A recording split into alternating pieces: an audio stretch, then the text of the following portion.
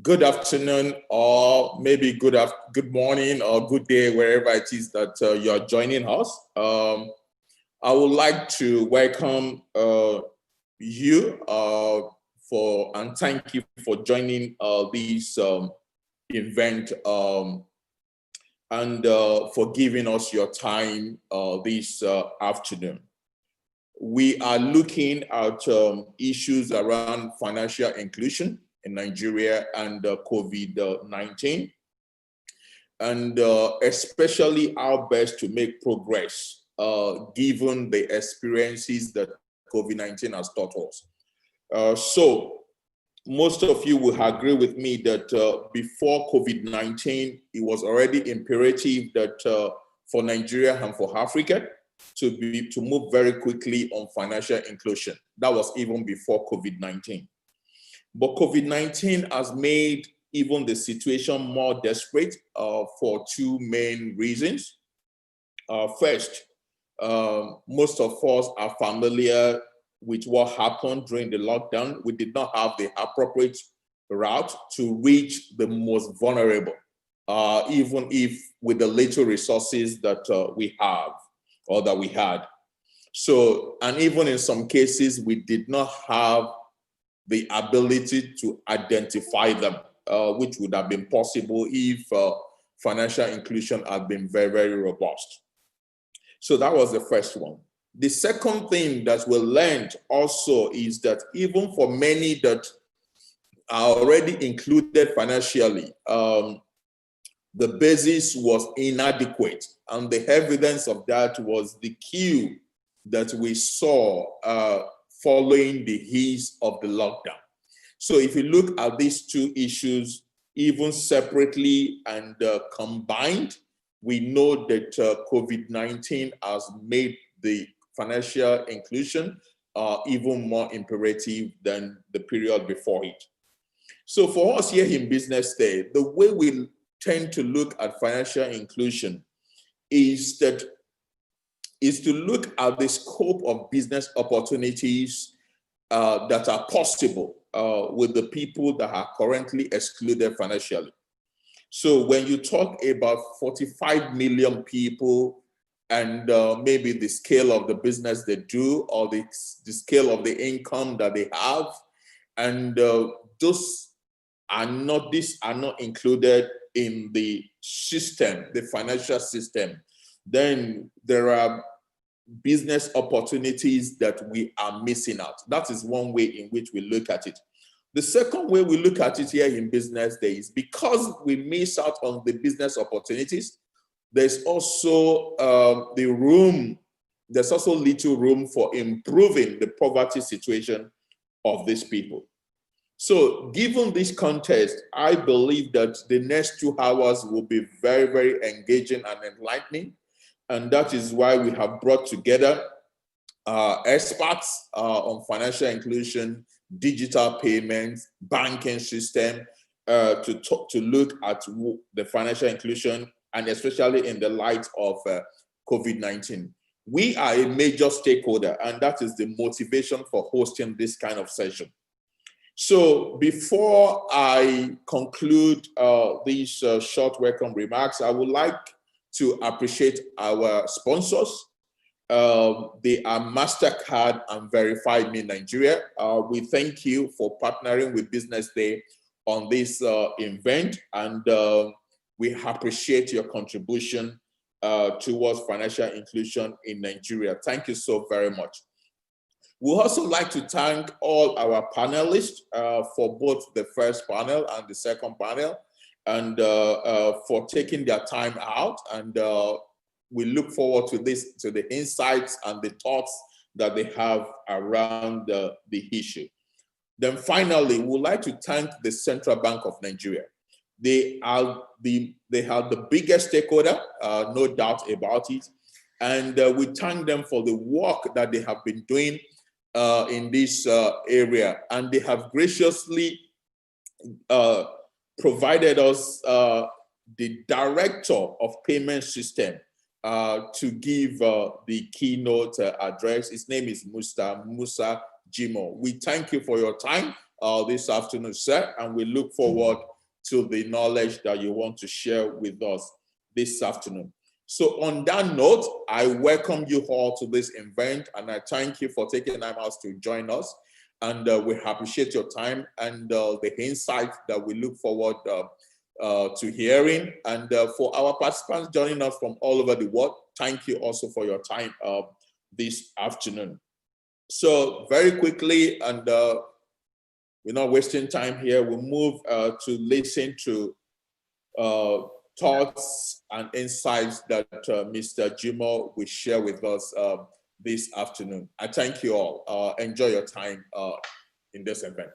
Thank you.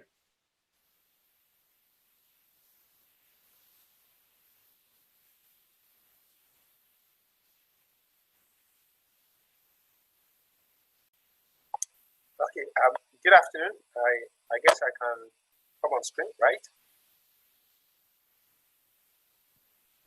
Yes, sir, please go ahead. Dr. Oki, would you like to please introduce our speaker from the CBN, please? Well, I guess he has already introduced me. I've done that. Maybe you didn't hear. I've done that. You're welcome, sir. There is no better introduction than to say I'm from CBN and that my name is Musa Jimo. I think that's just good enough. So let me just project my slide. Can you see my screen? Yes, we can. Okay, so thank you very much. First, to BusinessDay for inviting us to share our perspective on the future of payments and financial inclusion. I guess, you know, this is a good time for this kind of conversation to hold. And it's our pleasure that, you know, we are part of this conversation that is holding this afternoon. And looking at the list of the panelists that have been invited to discuss, you know, this point, I guess we're going to make good use of our time, and they'll be learning, you know, to learn. So basically, the entire discussion, my presentation centers around the financial inclusion strategy and what payment system also helps to do in deepening that strategy. I'll first start, you know, by sharing the vision of the financial inclusion strategy. And basically the objective is to, you know, provide financial access to the underbanked, the underserved, you know, at very affordable and economically viable, you know, fees and cost. And this has been a major trust, you know, not only to the Central Bank of Nigeria, but to the entire country. And this is why I always like to say that the financial inclusion strategy is not a CBN strategy, but rather a national strategy to deepen financial inclusion. Because achieving financial inclusion will bring about an economic, you know, development and prosperity to the underbanked and the very poor. Now, the entire journey started in 2010 when, you know, central banks and other regulators met in Mexico to basically discuss how, you know, we can reduce the poverty level across the globe. And so Central Bank was also part of that discussion representing Nigeria. And every regulator, every central bank that was at that meeting actually came up with, you know, a commitment to what they can do in, you know, in lessening the crises of poverty, you know, in their own country. And so Central Bank made a commitment on behalf of all of us in Nigeria. And that commitment was that we were going to reduce the number of those that are excluded from the financial services, you know, drastically. And that has been a major commitment that today we call our Maya Declaration in 2011. To be very specific, as at that time when we did a diagnostic, about 64.3% of Nigerians were actually excluded, you know, from the financial sector. And so we came out with a strategy, a more detailed strategy roadmap to reduce that exclusion rate to 20% by the year 2020. This had been the major theme for the strategy on financial inclusion. And so the entire journey actually kickstarted when we made this declaration in 2011. The actual launch of the strategy when we got back to Nigeria was in 2012, and that has been driving, you know, all the activities that you have seen with regard to financial inclusion strategy.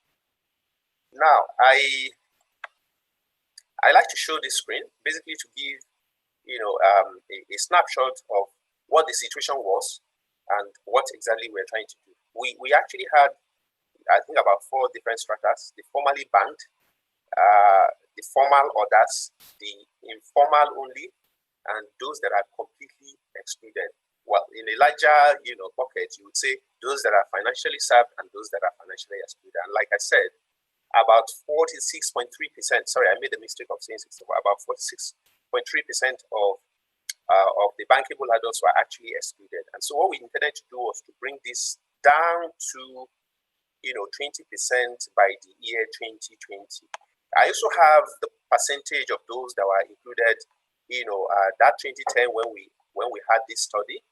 And so the objective is to have more people within the financial sector so that the economic prosperity of this country can be enhanced. So this particular page actually summarizes what the statistic was in 2010 when the journey began. And what were the major deterrents? When we came back, we asked ourselves, if you really, really want to deal with financial exclusion, then what are those factors that are responsible for it? We first need to identify what are those factors that are responsible for people keeping their money outside of the banking system or people not having access to financial services.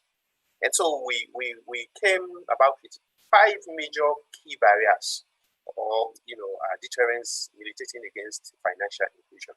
And on top of it was lack of income. People, it's only when you make income that you then go and save. If you don't make any regular income, you can't save. People are living from hand to mouth. A couple of Nigerians were living from hand to mouth. So on a daily basis, they go to market, conduct their business, whatever they make, they use it to buy food and go back home. So there is no, nothing left to save. We also have proximity issue where the people are living far away from financial touch points, from centers where they can conduct financial services. Typically, in those periods, we only have bank branches, and at the very least, you have Nigerian postal services, agent outlets, where people can actually go and then drop their letters and all that. But major financial touch points were very, very far from communities. And one of the studies that was actually conducted revealed that sometimes it do take up to 15 minutes for people to travel from their village and the hinterland to get to the city where you have a bank branch. And so it was a major inconvenience for them to do that, just because they want to go and access financial services. Literacy was also a major problem. Some people are not even aware of some of the financial services. And so not even knowing that, you could have access to open a bank account, you can have access to insurance, you can have credit, and all that was also a major, because some of them that were interviewed actually testified that they are not even aware that they could have, access to, to those kind of services. Cost of service was also a major deterrent. You just couldn't have put your money in the bank without charges. Charges were coming left and right. There was popular COT, cost of, cost of transaction, or cost of turnover, charges on turnover, and all that. So it was it was a major pushback for the poor to put their money in the bank, the little savings, and then you apply those charges full scope. As far as they're concerned, they could actually keep their cash, under their pillow and do transactions whenever they want to conduct transactions with their cash. So that was also a major pushback for people to put their money in the bank. The last one, and not the least, was actually the complex nature of the account opening process. 10 years ago, if you didn't have a valid international driving license or a valid international, passport, you wouldn't have any verifiable credential to be admitted into the banking sector. You actually needed either of these two for any bank to accept you into, the banking sector, for accepting you to open an account. So it was very cumbersome for people to then open an account then, because ab initio, those in the rural communities have been disenfranchised. If they didn't have a car and then the need for a driver's license, then they won't go for a driver's license. Or if they didn't have any need to travel out of this country, for which they will not then have to go and get an international passport, then they will not need an international passport. And so for these two reasons, automatically they've been edged out. And so we identified that these were the key barriers. And then what we did was to articulate strategies to which we can remove all these barriers so that financial inclusion can deepen. And so a couple of initiatives came up, strategies, targets were set to see that payment services are offered, to the underserved, to the underbanked. They could have access to savings, they could have access to credit, insurance, and pension, and other, financial service products that can be offered to them in order that they can become part of the main economic stream. So those were the major deterrents that were identified. And what we did then was to bring up initiatives that will actually tackle each of those. And so the first thing that we did was a major project that was executed in 2011, which is the cashless policy. Now, cashless policy came into being because we identified that one of the major, overhead costs of the banking system was coming from cash management, cash counting, cash processing, and all of that. A huge, portion of that bank overhead was coming from cash. And so we're looking at how can we tame down this high, cost of cash so that banks would not then necessarily have to pass those costs to the customers. Because what had happened is, the cost, for cash management was evenly distributed. Those who don't do heavy cash and those who do heavy cash, the entire cost was merged, and across board, everybody pays COT, everybody pays when you withdraw cash from another branch and all that. So what we did was to come out with a cashless policy to discourage, heavy cash usage and encourage the adoption of electronic payment. That was one of the major strategy to tackle the challenges of high cost of banking services. We also came with the 3-tiered KYC. I just mentioned now that it was very difficult then for anyone to open a bank account if they didn't have a valid international driver's license or a valid international passport or a driver's license. I'm not sure there was any other identification means that was accepted within the banking system then. So what we have done was to tear down the requirement for banking, documentation, know your customer requirement, tear it down into 3 major tiers: tier 1, tier 2, tier 3. And tier 1 became very interesting because for that tier, it was actually targeted at removing the challenges that those who do not have verifiable credentials were facing in terms of KYC documentation. So for tier 1, you need not have any verifiable credential. All you needed to have was just a phone. Once you have a phone and you can tell us what your name is, you can write your address, we need not be verified. It doesn't have to be verified. Just tell us, your name, date of birth, and this is my phone.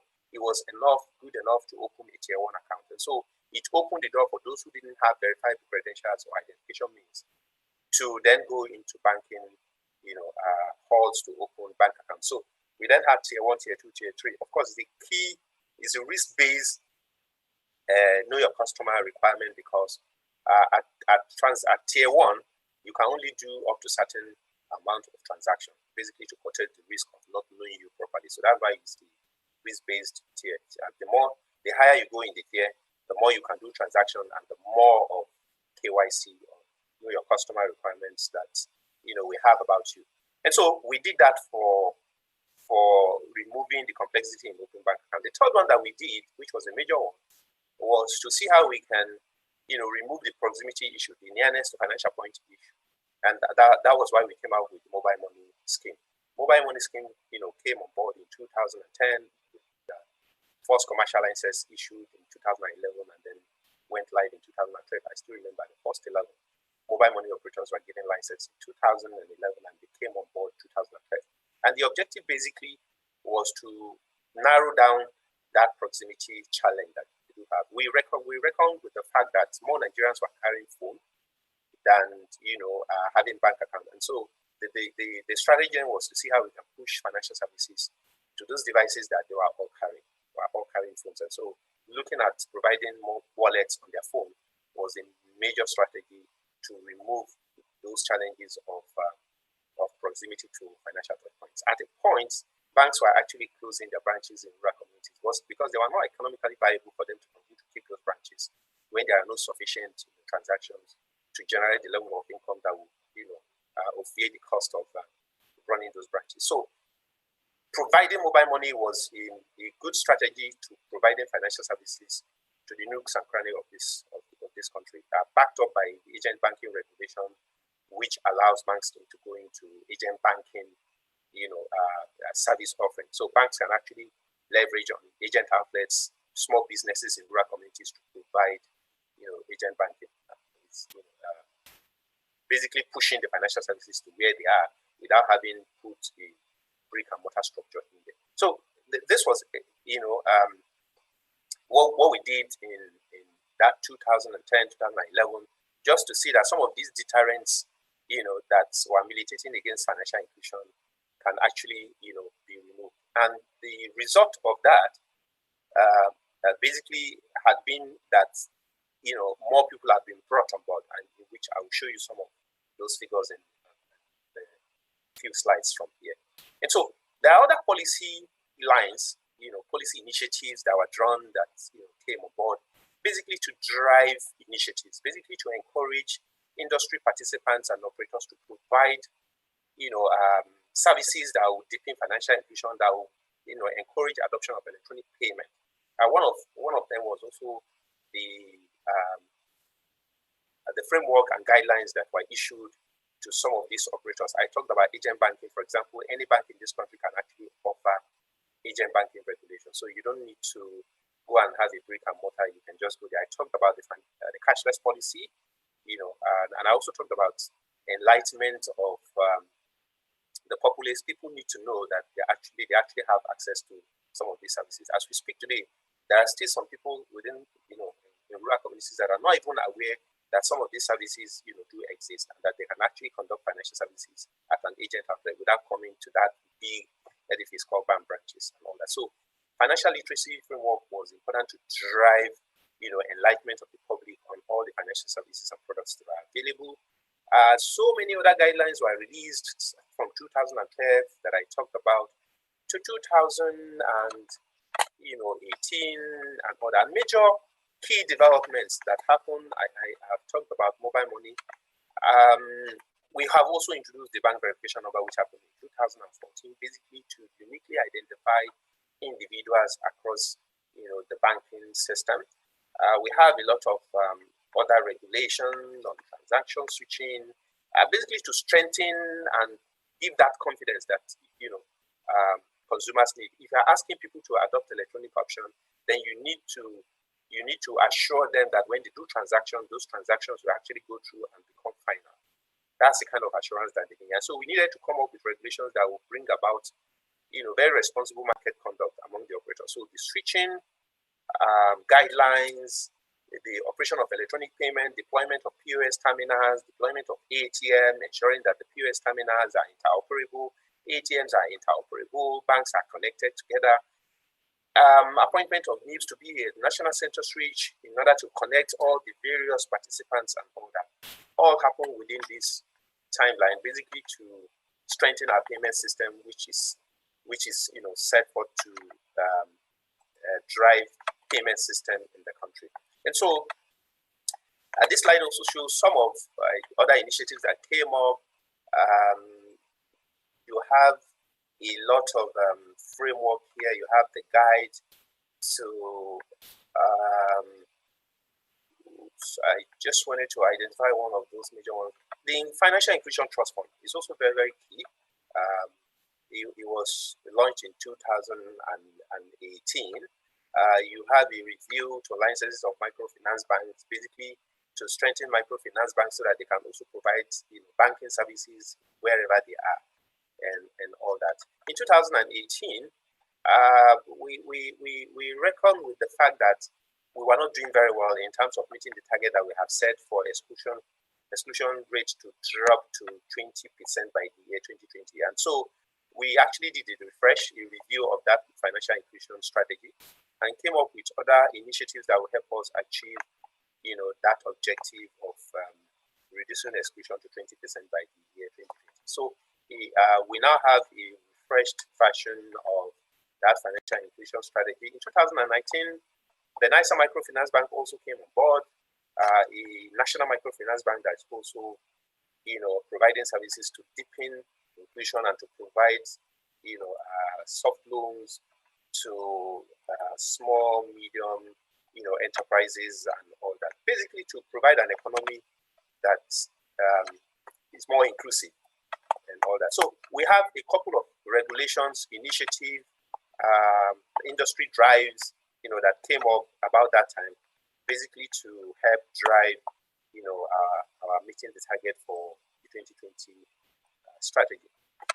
And so all this culminated into a major achievement. I call it major because there has been tremendous improvement. If you look at how we started in 2010 and to 2018, you could see that this red part, which is the exclusion rate, had actually narrowed down. And by 2018, I think the last survey that was done, this had actually come down drastically. So we are moving on and trying to bring more people. Now, a major recent development that has also helped, which started about 2 years ago, was the introduction of SANEF. SANEF is the Shared Agent Network Expansion Facility. Basically, the objective is to provide fund and facility to super agents and other mobile money operators who are interested in building agent network. Because you can't actually have a successful agent banking without strong or fast agent network. The major key success factor to mobile money operation and agent banking is agent network. You need to have agent network where interaction can actually happen. And the difficulty that the operators were facing then in building agent outlets in the hinterland was the cost of building, this structure, because you actually need to pop up an agent, provide electronic devices, POS terminals, and other facilities that will enable them to conduct electronic transactions in those rural communities. And so the Bankers Committee came up with a pool of funds to assist these super agents and mobile money operators who would like to take the fund to run and expand agent outlets. And the benefit of that, the result of that to the industry is that we have actually increased our agent outlets to over 350,000 outlets conducting, and ready to provide financial, services to the banking industry. So more points are opening up, and we actually have a target of increasing that to 500,000 outlets by end of this year. And I know it's very, very doable with the kind of efforts and strategies that SANEF Limited has put in place. Okay, let me say that there is SANEF, which is the fund, and then we have SANEF, Limited, the company that is actually driving the implementation of that fund and seeing that the money is judiciously utilized in the direction for which it is meant. So we foresee a more expansive agent network by the end of this year.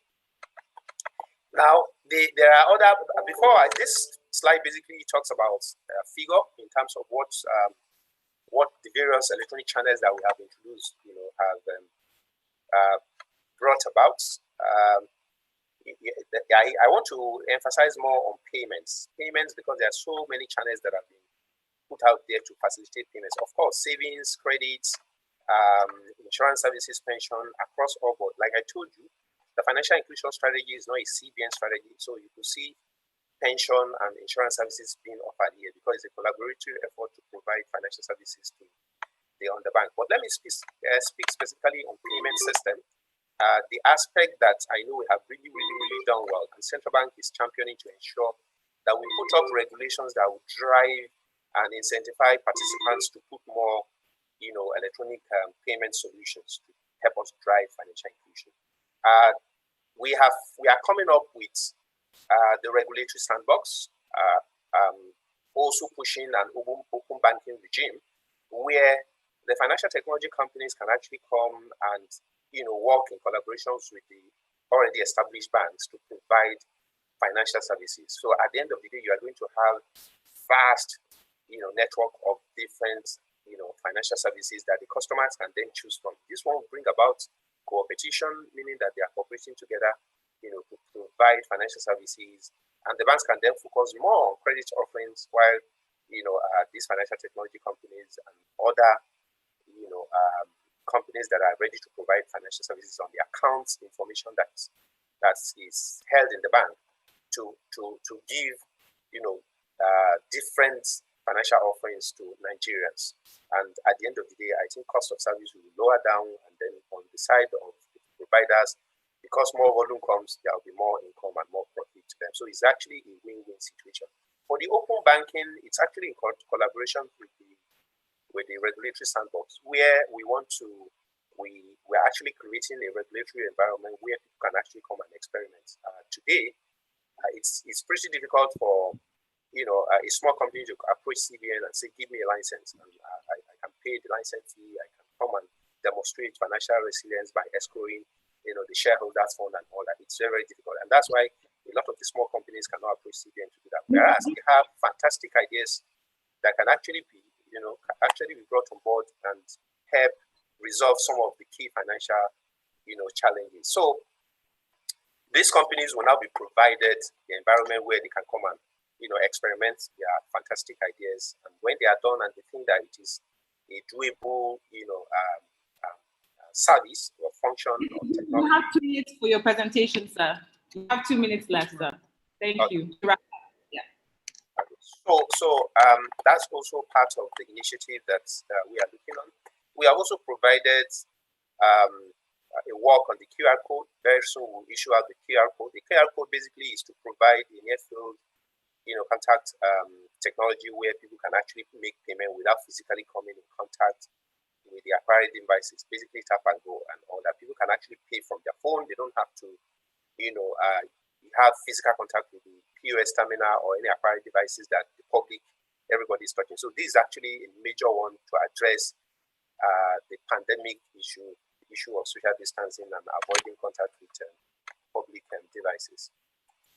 So like I said, these figures basically that I have out here is to demonstrate some of the achievements that we have recorded across the various channels and all that. So there has been an improvement with the strategy that we have rolled out, coupled with the policies that central bank has actually brought to bear.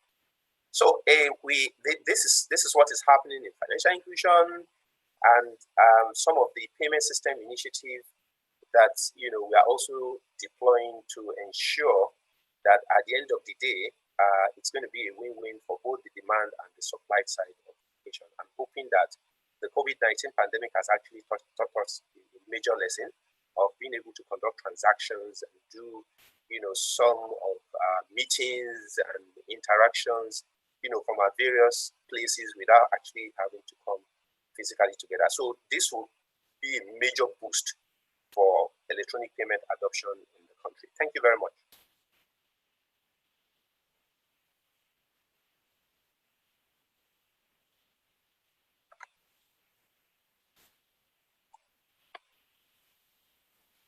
Yeah, I'm done. Hello?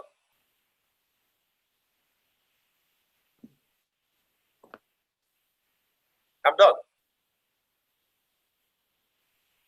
Thank you, sir, for your presentation. Thank you very much for that very insightful presentation. We're looking forward to getting this started. So just give me a second here, please. Thank you very much. Can everybody see me? Great. So good afternoon, ladies and gentlemen, and thank you very much, sir, for that very insightful conversation. Good afternoon, ladies and gentlemen, and esteemed guests. Welcome to the Business Day Digital Dialogues, Future of Payments and Financial Inclusion, with the theme Financial Inclusion and Economic Digitalization for Accelerated Recovery Post-COVID-19. My name is Lehle Balde, and I work for Business Day. And alongside my colleague, Endurance Okafor, we will be taking you through this very exciting lineup. Endurance is an analyst at Business Day and is also the financial inclusion editor here at the paper. Endurance and I are both financial inclusion enthusiasts, as well as journalists working on radio and in the newsprint. This conversation, tagged Future of Payments and Financial Inclusion, promises to be a thought-provoking conversation that will track the progress of financial inclusion, as well as proffer solutions for a truly inclusive economy and system that works for everyone, everywhere. At Business Day, we believe that media is an important stakeholder when it comes to driving financial inclusion, and we hold ourselves responsible to hold not only decision makers responsible, but also we hold ourselves responsible to let the public know what is happening within the financial inclusion ecosystem. So without any further ado, I'd like to pass on the laptop or the computer to my colleague, Endurance Okafor, who will start the first panel. Thank you. Very good afternoon to you all, our esteemed panelists, everyone who's made our time to join us in this very important discussion. So we're looking at financial inclusion and the future of payments in Nigeria. There's no doubt that we have a very important people joining us today. Our panelists are people, leaders in various industries in the financial services space. So before I dive right into the first panel session, I'm sure there's a video we want to play to you or for you to see. If the team is ready, I think this would be the right time to play the video before we go right into the first panel session.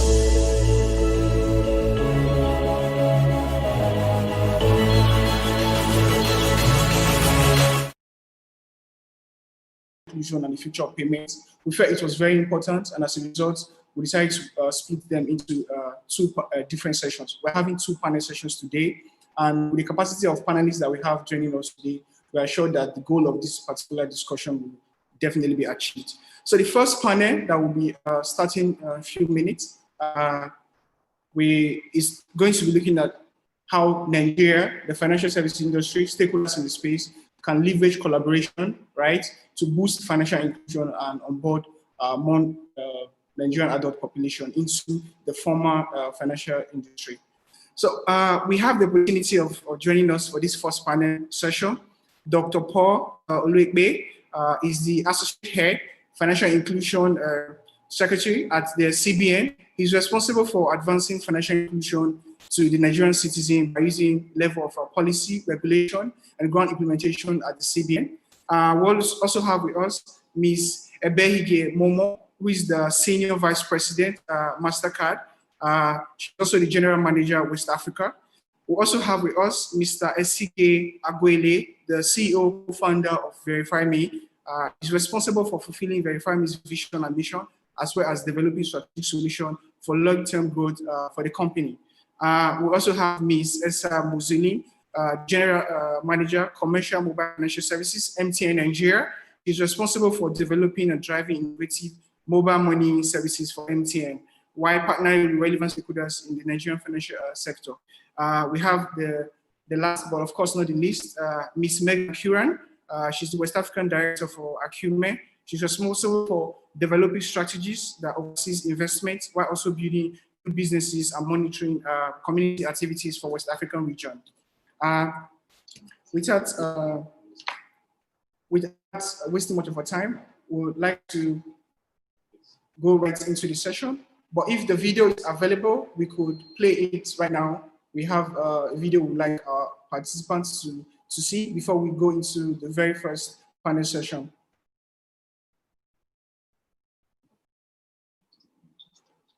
Okay, so I think we'll keep you a little bit in suspense and play that video for you as we go into the conversation. If my esteemed panelists, if everyone is on ground, we would like to go into the first panel session we're having today on the future of payments and financial inclusion. The topic that we'll be discussing on is how we can leverage on collaboration. Industry stakeholder can leverage on collaboration, financial inclusion boost in Nigeria. The 2018 figure by EFINA shows that Nigeria, as that year, had 36.8% of the adult population excluded from the formal financial sector. That's over 14 million people who do not have a basic bank account. So on that note, I want to throw the first question to Dr. Paul. So please, could you turn on the video? We'd like to ask all the panelists to please turn on their videos, and everybody just wait. We can see you. Right? Can everybody see? Yes. Okay. Great. All right. So Endurance, over to you. Okay. Thank you again. It's nice to have you all turn on your video. So the first question we would like to have Dr. Paul Oluekbe to just give us a rundown since 2018, because that was the last figure that we had from EFINA, that about 36.8% of Nigerian adult population were recorded to be excluded from the formal financial industry. And that in number translates to about 40 million people who did not have a basic bank account. From that period up to now, especially in this period of COVID-19, when the financial industry was put under test with contactless payments and online transaction, and of course with social distancing. So if you could please just give us a brief on what has changed between 2018 December up to now. The last figure that we have up to today, have we added more people into the financial industry? Are there been policy put on ground? And of course, are we on track to meet the 80% financial inclusion target by the CBN? Over to you, sir, Dr. Paul. All right.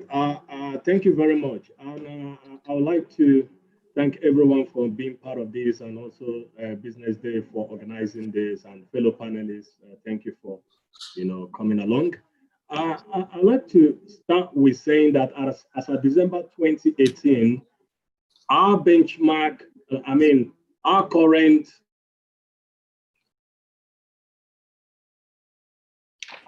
financial inclusion 2%, 63.2%. Can you hear me well? Hello?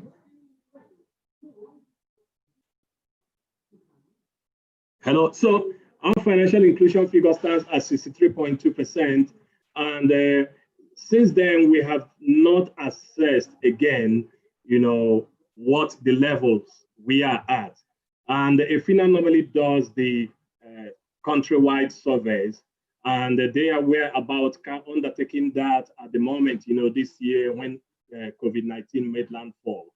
But we do anticipate that we would have made a lot of progress on all fronts. Basically, we are at 40% for payments, savings at 24%, credit 2%, insurance 2%, pensions 2%, financial exclusion has gone down up to 36.8%.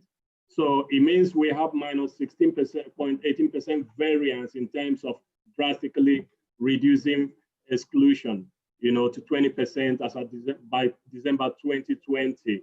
So if you look at across all of this, we have a deficit of minus 30% for payments, a deficit of 36% for savings, and a deficit of minus 38%, for credit, insurance minus 38%, pensions minus 32%.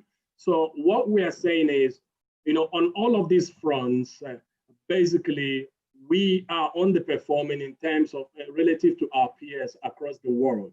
And COVID-19 has meant a whole lot for Nigeria in terms of rolling back the gains of financial inclusion. We have not measured, evidentially, we have not taken, concrete measurements across the landscape, because we can't go and conduct physical assessments. We normally do that. We normally, conduct assessments on the ground, all over. We have enumeration areas. We have enumerators on the ground who go to do that. But recently also, we have just analyzed the National Household Survey, which also puts financial inclusion around about 63% as well. So, but what we are expecting is that on some fronts, we will make gains. On some other fronts, we will be disadvantaged given the impact of COVID. We're expecting that a whole lot of accounts will go into disuse, given the levels of poverty that might be attendant to COVID, and levels of disuse based on loss of income, lack of mobility, and in a constrained economic space consequent to COVID. Business activity hasn't gone back to the full to the optimal levels of pre-COVID. So we are expecting, although in terms of digital payments, we saw a whole lot of massive adoption of digital payments because of the key issues of COVID. People were not able to go to branches. Cash transactions were de-emphasized, were discouraged. Face-to-face contact were not possible, most times. So we are seeing a massive migration and adoption of digital financial services. But on some fronts, like I've reiterated, and I'm reiterating now, we're going to see people fall through the cracks in terms of financial inclusion. But to what extent is what we have not known yet, but we anticipate or expect that there will be, it will be in huge proportions. Thank you. Okay, thank you very much for that review. I will give it to my colleague to follow up on the next question. Thank you very much, Dr. Paul, for that answer. My next question is for MasterCard, Ms. Ebehije Momo. Could you please turn on your camera and turn on your mic? Hi, John. Good afternoon, ma'am. How are you? Great. So I'd like to find out from you, could you please tell us a little bit about what MasterCard Nigeria has been doing to drive financial inclusion in the country, and then also how you believe that we can actually achieve the 8% financial inclusion goal? Thank you. Okay. Hi, Nelly. Okay, you can hear me.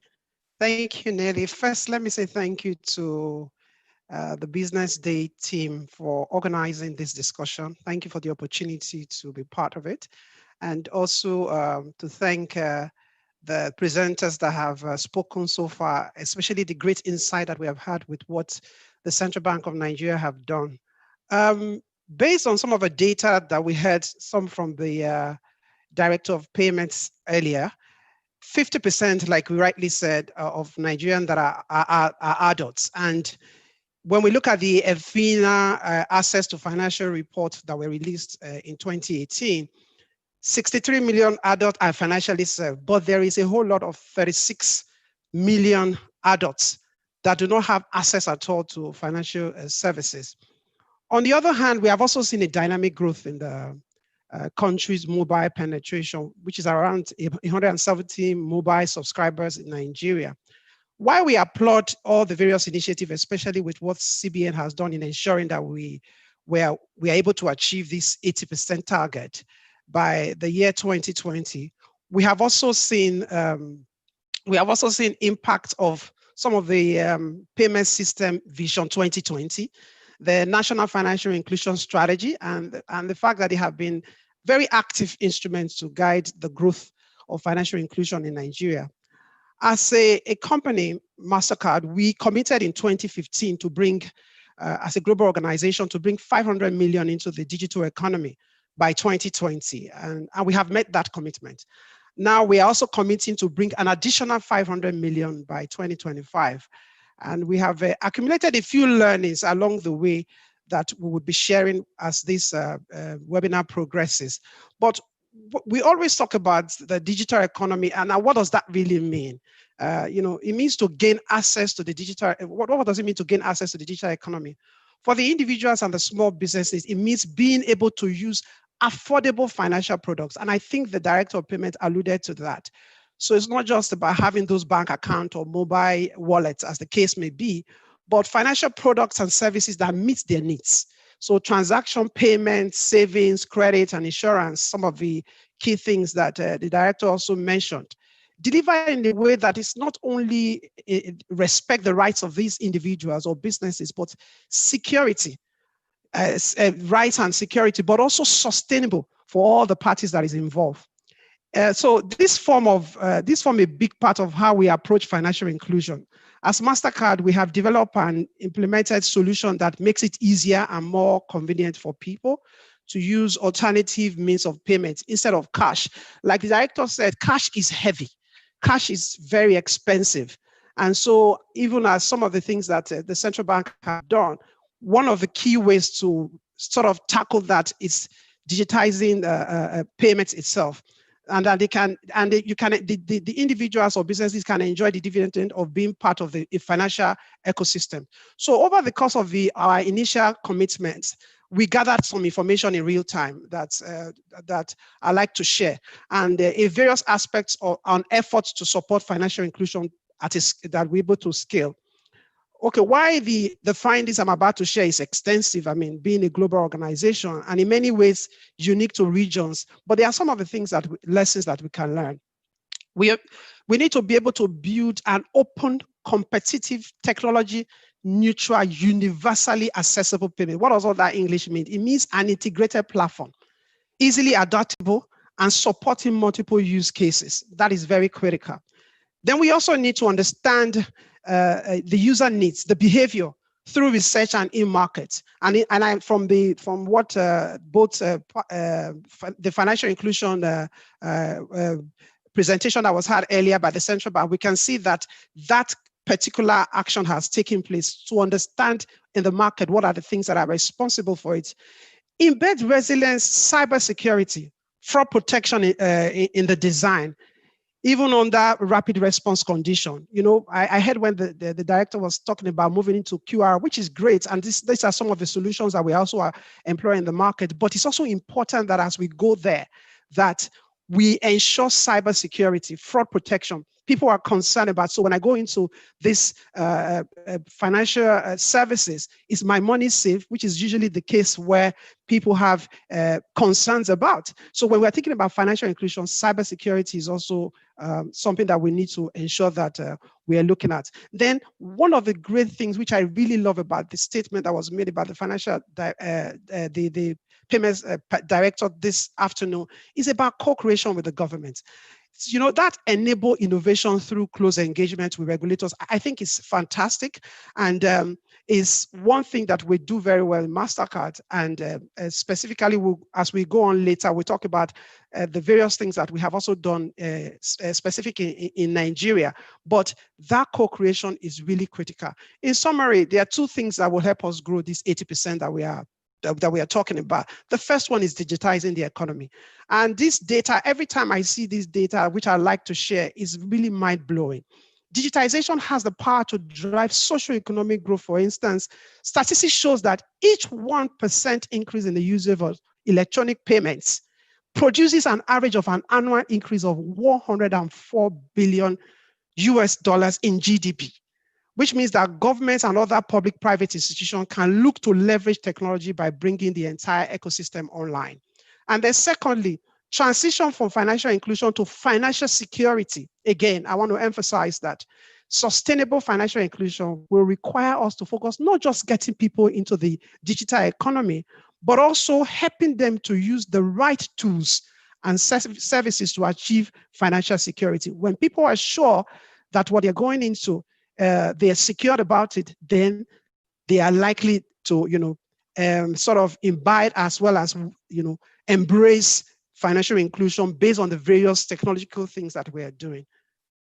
Thank you, Lehle. Let me stop here. Thank you. Hello, Lehle. Thank you very much for that very, elaborate explanation of what MasterCard is doing, as well as your thoughts on how we can achieve 80% financial inclusion. And, I must say that the COVID-19 pandemic has definitely accelerated us in, to really adopt digital payments and the digital economy. So thank you very much for your thoughts. Thank you. Okay, so I'll be directing this question to Mr. Isige. Okay, so just a follow-up from what Mrs. Ebije has said. So how Verify Me being the platform and the organization that you are, what are the challenges you think Nigerians might have in transiting to these digital financial services, digital payments? Of course, what are key recommendations that you may suggest on how to maneuver those challenges to ensure that we are able to accelerate growth using digital transactions? Thank you for the question. First, also, I would like to thank everyone who's joined us. Thank you to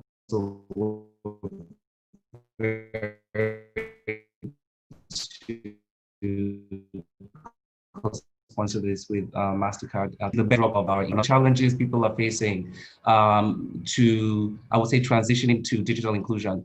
Some of the speakers have actually given some insights into it. One of the problems we have is the ability for those who are doing documentation to actually reach people who are in disparate and rural areas. You have a situation where we have areas that are not so difficult to reach, so they're far away.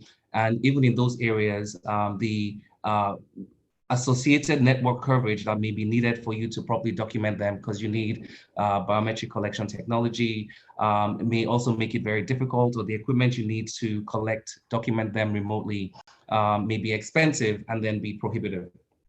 So one of the things we need to support proper documentation of Nigerians, I think, is, we have a few pillars, that we say that we need support from. There's the infrastructure side, which is definitely the funding piece of it, so that the ecosystem for biometric documentation or digitizing of identities can be achieved. There is the network areas, so that they can aggressive appetite from our government regulators to properly recognize the necessary industry going to create this ecosystem of digital identity, potentially hire tens of thousands of Nigeria in the process, and also be the bedrock of financial inclusion. The concept of digital identity, or I would say identity management, is really fintech enabling. Before we even get to the concept of fintech, for the reason of compliance,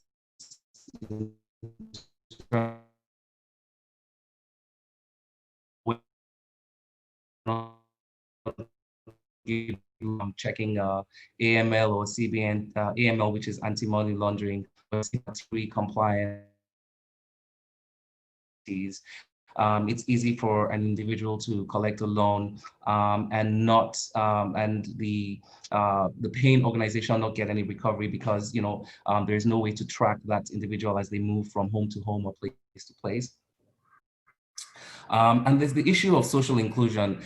We talk about financial inclusion. I think that's the first step in terms of being able to be banked, being able to get access to just banking services, loans, insurance. But there's also the general social inclusion, that also when you have a trusted ID, it will even give you access to that second tier of locations, maybe in places where it's not necessarily financial, but they need a valid ID to get in. So the hurdles we face, I think the government is actually taking very key initiatives to counteract or to meet the goals. It is really funding, and I believe CBN has done a fantastic job of working with banks to document people for people. And this has been documented, also has put together packages with the World Bank to work with the private sector to document Nigerians in a compliant way and include them in the ecosystem.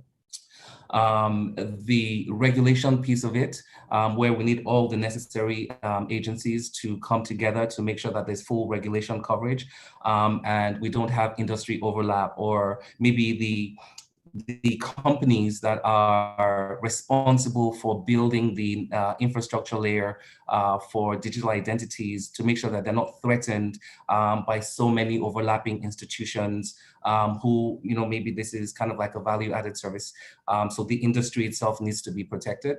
And also, I would say that, one of the things I would love to see is government include private sector companies such as Verify Me, identity management, digitization of Nigerians, so that we can actually help in this whole, fintech enabling ecosystem. And that's the answer to your question. If you have another one, I'll answer. Okay, thank you very much, Sige, for that response. Thank you very much. All right, so before we go on to the next question that I have, I would like to ask all the panelists to please kindly turn on your videos so that we can take, this is the new normal. We're gonna take our picture for the newspaper this way. So everybody please turn on your video, get ready to smile, show us your teeth. So Kitty, could you kindly turn on your video as well? And Dr. Jimo as well from the CBN, could you kindly turn on your videos? I just wanna make sure that our tech department is on board to take the screenshot. So on the count of 3, everybody just show us your pearly whites. 3, 2, 1, smile. Perfect. All right, thank you very much. So the attendees for panel 2, kindly turn off your videos. Thank you so very much for that. So Esige, thank you very much for your answer about Verify Me. My next question goes to Megan of Acumen. Megan, as you know, impact investing has a huge opportunity to actually accelerate financial inclusion within the country.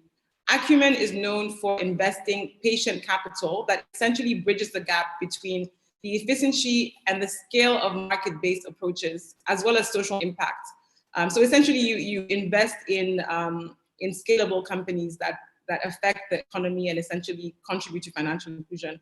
So my question to you is, how can impact investing bridge the gap when it comes to financial inclusion? And also just give us your thoughts on how you think we can bridge the gap within Nigeria.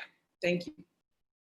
Yeah, thanks so much, Leila, and thanks to BusinessDay for having me. It's great to be on a panel with such a strong cross-section of different stakeholder groups represented. Acumen's journey with financial inclusion actually began back in 2012, where we made an investment in a small company at the time called Paga, which many of you now recognize. Paga, at the time that Acumen invested, had about 300,000 users and about 700 agents, and since 2012 has grown to serve 16 million users and employ about 25,000 agents. And the role for Acumen as the investor in that period has been to accompany them on that path to scale, helping them overcome different operational challenges along the way and support them with additional capital. We made a small investment in 2012 and grew that investment over time to help the company achieve scale.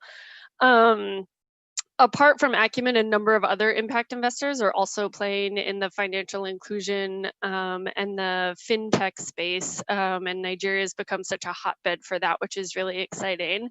As that's happened, Acumen has started to look for other opportunities to achieve the goals of financial inclusion through different business models. So I'll mention briefly our work in the renewable energy space, particularly as it relates to solar home systems, where solar home systems are in many instances the first opportunity that rural off-grid low-income customers have an opportunity to access a form of credit, because they're given the solar home system and then they're making payments on it over time.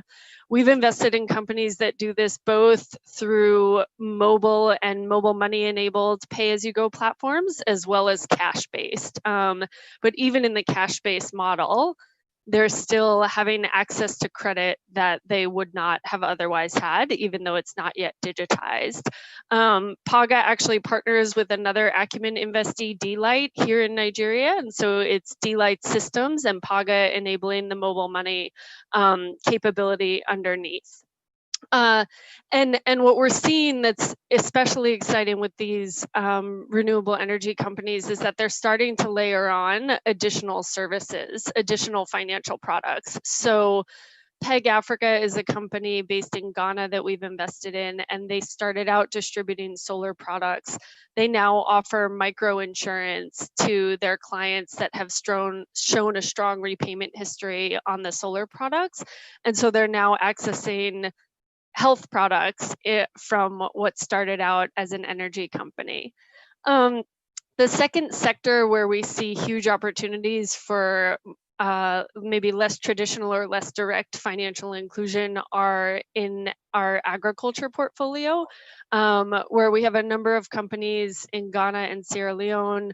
Babangona actually does it here in Nigeria, which is to pre-finance the inputs that smallholder farmers need for their season. And again, that's a form of credit, where they're sort of consigned the materials they need to harvest, to fertilize, to take care of the crops, and then they pay back using that. And I think impact investors taking a bet on these companies that are really promoting the social outcomes is the role that we can play, and where we can look for other opportunities for financial inclusion that exist within different types of business models, in addition to the straight fintech or the straight financial inclusion platforms. Because I think as the colleague from CBN was mentioning where they are on hitting the goals for credit, for example, I was wondering if within that 2%, you're capturing some of the access to credit that's happening, not in a loan from a bank or a payment platform, but from some of these other business models and entities. So yeah, I'll stop there. I think in summary, the role of impact investors is to continue to look for innovative business models and innovative ways to create access. And as the colleague from MasterCard mentioned, and I was so happy to hear, access to affordable financial products that can help the poor not only be included and check the box on inclusion, but have meaningful economic opportunity and resilience as well. Thanks, Leila. Thank you very much for that, Megan. Definitely impact investing, is definitely one of the ways that can drive financial inclusion by doing good and also, making profits at the same time. So thank you very much for that. Okay, thank you very much, Megan. I would like to direct my next question to Elsa of MTN. So basically, if you look around Africa, right, you see that mobile money and telco-led financial inclusion model has actually been helping to boost financial inclusion and onboarding of excluded adult population. In Nigeria, it's been mostly of bank-led model, right?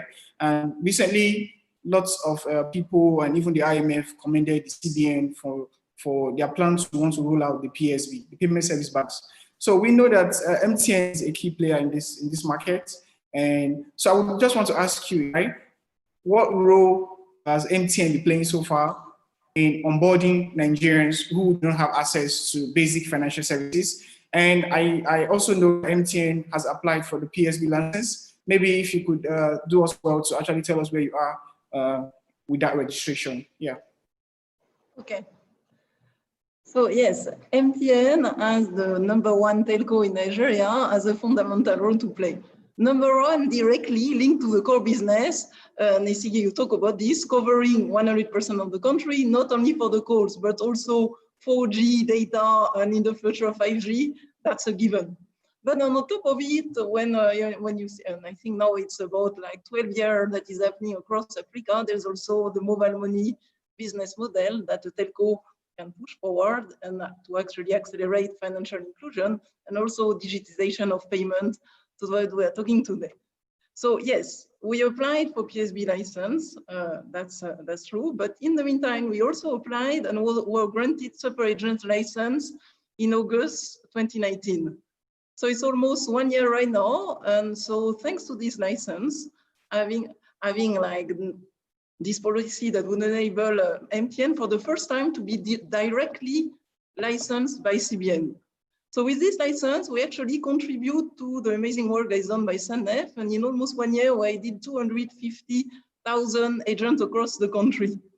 So just to give you an example, I was actually looking yesterday at the data on the state that is very far from Lagos, like Yobe State. Yobe State, I was looking at the AGA, like Yunusari, we have 125 agents. So it's to give you an idea of the reach that we have built in only 1 year by actually providing super agent services. To come back to the topic of this panel, the collaboration aspect, super agents is a license of collaboration in nature. It means that the MTN and its subsidiary YDFS is Yellow Digital Financial Service, is granting a license to actually partner with financial institutions. So financial institution in a broader term, right? From the bank to the fintech, and distribute the product across the country. So I think the basis of this license is MTN through its subsidiary to build a strategic partnership that will add value in the playground of financial inclusion. So I think as part of this journey, YDFS has to actually build those strategic partnerships to actually extend the possibility for anyone in the country to deposit or withdraw on his bank account as part of the main use case for this license. Yes, we can do more, but already when you see this license, we can do so much. I think the second aspect of collaboration, and we have not fully touched base to it during this panel, and I would love to hear also the other panelists on this, is how easy to actually to collaborate with a big player.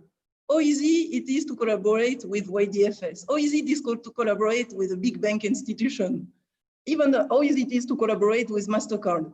We are a big institution. We have enormous process, long time to do a contract, So if it's between a big bank and YDFS, not a problem. We can spend 6 or 8 months to actually set up the basis of a collaboration. Business will go on.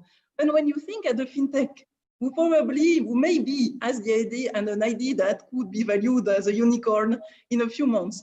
If you take 6 or 8 months to answer to that fintech, to actually give it access to your API, integrate even if you have API, or just to integrate basically to your platform, we are killing so much potential collaboration and partnership that we could do within the existing infrastructure. So I think, and this is something that as MTN and as YDFS we commit to, is to actually moving to more open API infrastructure. By the end of the year, we will expose super agent API, part of them, to actually enable those fintech to easily connect to MTN, the mobile money platform, and easily start to use the benefit of this super agent platform. So I think this is important that we push into that direction, so that we also include all the good ideas, even from smaller company and fintech, into this journey of financial inclusion. And this is possible even right now, even with the current license that we are right now, and we're excited to push it forward. Okay, thank you very much for your response, Esa. Just a follow-up from the question that you asked, I would like to direct this particular question to Dr. Oli Besa. Please, if you could kindly just tell us where we are with the PSB license registration, because we know it was October 2018 that CBN invited stakeholders to actually apply for the PSB license. And also, if you could also tell us how CBN is working towards ensuring a seamless and swift collaboration between all of the stakeholders, those that are even present here, how they tend to work together. How do you, as an industry regulator, plan to bring them together to collaborate? Okay, in terms of the PSB license, I would like to defer the Director of Payments Management. Hello, can you hear me? All right, in terms of the CBN PSMD licenses, I'd like to defer to the Director, Mr. Jimo, the Director of Payment Services Management Department. He would give us insight on that. I know there have been approvals in principle for those licenses, and so he has the authoritative information on that. But then in terms of collaboration and what we're doing at the moment, do you still want me to go on to answer? Yes, we can finish up. Okay. In terms of collaboration and what we're doing to be able to unfreeze rigidities in the landscape, to try and drive, financial inclusion, we're doing quite a lot. There's a whole lot of activities happening on the ground, although a lot of them have been in some way, interrupted by COVID. We are coordinating. We have a technical committee, financial inclusion technical committee that coordinates action on the ground, made up of, actors like regulators and also operators who come together. We brainstorm, we co-create ideas, co-create initiatives to try, and drive inclusion. And one of those things was the account opening week we held from December 2nd to December 9th in 2019. And we did it in 6 geopolitical zones and in states. We did it in Bayelsa, in Ebonyi State, in Kano. We also did it in Gombe, and in Ondo State. These were the most excluded states in each of their geopolitical zones. And what we did was to find out across all the states, operators were their banks, agents, super agents, everyone, insurance, pensions, even capital market operators. We all went out to those states and tried to sign up people, especially in sports where people are excluded. And we have the data, we have the locations, we have everything that we needed to be able to reach these people and target them. And we mobilized and, got people onboarded, thousands of people to, the financial services system. And that is just part of what we're doing. We also have a financial inclusion trust fund that we have committed to implementing initiatives that are very credible in advancing inclusion. And we recently also developed an access to financial services framework for women. We recognize and identify women as one of the most excluded segments of our demographics. And we are intentionally and consciously pursuing initiatives to try and bring women. We are really far below, global average in terms of exclusion of women, and they're acutely excluded across all strata of the society. And we want to consciously close that gap. And that's why we have the Access to Financial Services Framework for Women. We also have quite a number. I could go on and on to talk about what we are doing across the 36 states of Nigeria with multiple stakeholders, and we use the umbrella of FISCO, which is the Financial Inclusion State Steering Committees, to try to drive and galvanize action on the ground in these states and bring in people, so there are local action that is going on, coordinated from the national space as well. And there is also the steering committee, which is the highest level decision-making body of the financial inclusion landscape, which looks and approves a whole lot of initiatives to try and close the gap that we have in Nigeria. So these are just a minute form of what we're doing, and there is a broad scope to everything we've been pursuing. Thank you. Thank you very much, sir. Thank you very much. Mr. Musa, if you will pardon us, we first want to acknowledge the efforts of the CBN in the financial inclusion drive in Nigeria. Of course, it's been a journey. We've come a long way from 2012 up to now. So very well done and thumbs up to the CBN for all your efforts in driving financial inclusion in Nigeria. So, sir, just to ask, Mr. Paul directed that we ask you where we currently are with the PSB licenses. And another issue that we've heard industry players complain about is the process of licensing. If they are to roll out a new product, they usually complain of the time frame in getting licensing. Maybe you could help us speak to these two issues, where we are with PSB and how you tend to resolve or increase the process of issuing licenses. Thank you, sir. Okay. Thank you very much. The Payment Service Bank license, it's actually on, and the central bank has received several applications. As of today, we've given 3 approval in principle authorizations for companies to go and set up their branches, their digital outlets, their financial touch points. These banks is a niche banking services where they are expected to provide digital financial services. As a matter of fact, all their products and services should be digital, and it should actually happen in the hinterlands, in the areas where you have the most vulnerable and the financially excluded. So 3 companies have actually been granted the AIP, and they are going through the AI period. Once they are done, and we have certified that they have fulfilled the requirements of the approval in principle, then commercial license will then be given to them. So the stage they are now is approval in principle, for them to bring together all the things that they need to go commercial. Now, in terms of the licensing process in the central bank, I can tell you that, we are aware of the complaints that we do receive from companies that are seeking authorization from the payment system, department of the bank. And so what we're doing now is, I think in one of the presentations, I don't know whether it's here, I share that we are basically reviewing our entire licensing landscape and streamlining them to just 4, so that the payment license that will be coming from CBN in a few months to come will just be streamlining to 4. You can only take, 1 out of the 4, and therefore makes the process for issuing those authorizations very, very, fast. We are also doing some process reengineering in terms of the application process. We will come to a time where submission of application and providing documentation will no longer be manual, but rather you just go to our website and provide all the details that are needed for application, and then right from there we can start the process of licensing any institution. So the entire licensing process is being worked on, and very soon we will see tremendous change in terms of the time, turnaround time for licensing of PSBs. I guess this answers your question. Yeah. Okay, so thank you very much for your answers. Well, I'm sure that probably I know you've already on the journey to bringing in telcos on board to help in the financial inclusion drive. I don't know if there's a time frame you're looking at onboarding them and allowing them to help drive financial inclusion. Well, telcos are already within the financial ecosystem. I think we have about, of the 3 AIPs that have been given on the payment service bank, 2 of them are telcos. So that's one. So basically, they are preparing to provide financial services.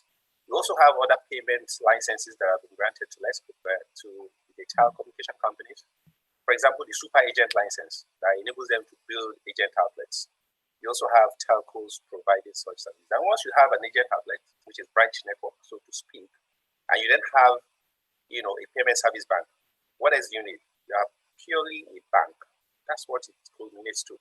So, to say the least, I think the telecommunication industries or participant or operators are already within the financial landscape.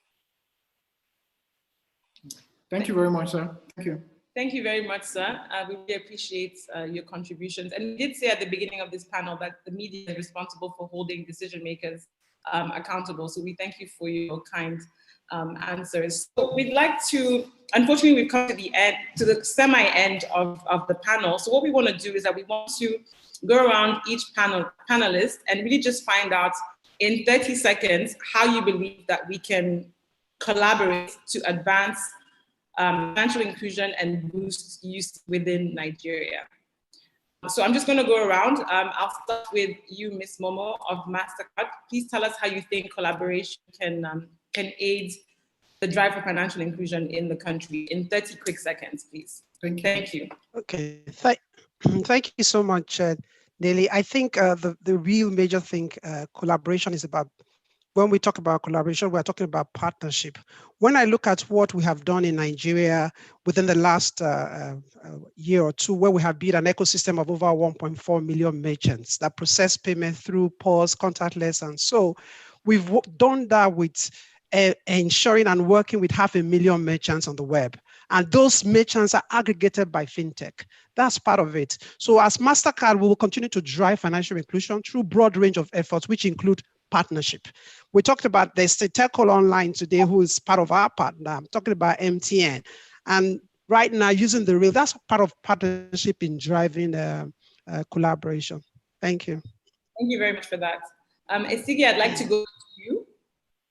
In 30 seconds, how do you think that we can accelerate collaboration when it comes to financial inclusion? And I think what was just said earlier really speaks to it. And from my perspective, in VeriFami, we say we are enabling growth through trust because we are into the business of digitizing individuals across Nigeria and hopefully Africa. For collaboration,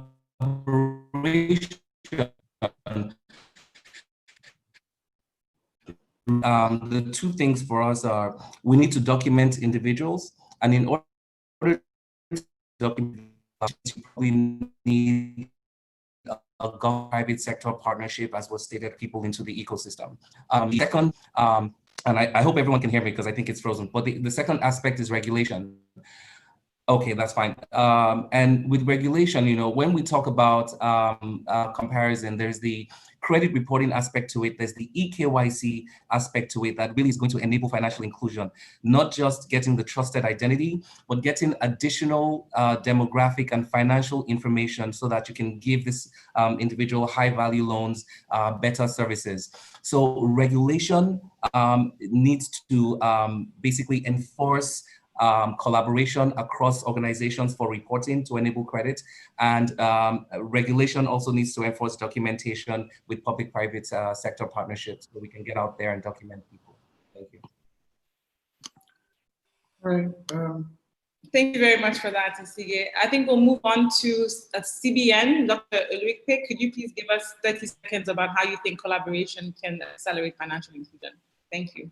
Thank you. I believe that Nigeria is so diverse and heterogeneous in our both ethnic and demographic constitution that the current financial products and services that we have today as presently constituted are no longer very suitable for everybody. We cannot paint with one paint brush. So collaboration would be able to help us fully ventilate the issues and the nuances that we have of every demographic, the specificities of every demographic, bring them to the table and be able to design appropriate and suitable financial products and services that will meet the global needs, the needs of our communities in this global era. Thank you.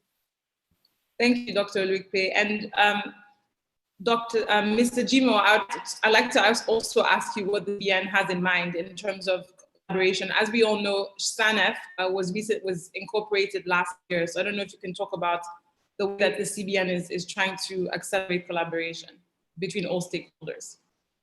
Yeah, as the regulator, that's basically, our core, functionality. We stay in the middle and connect all these strings together. So it's basically like a hub and spoke kind of relationship.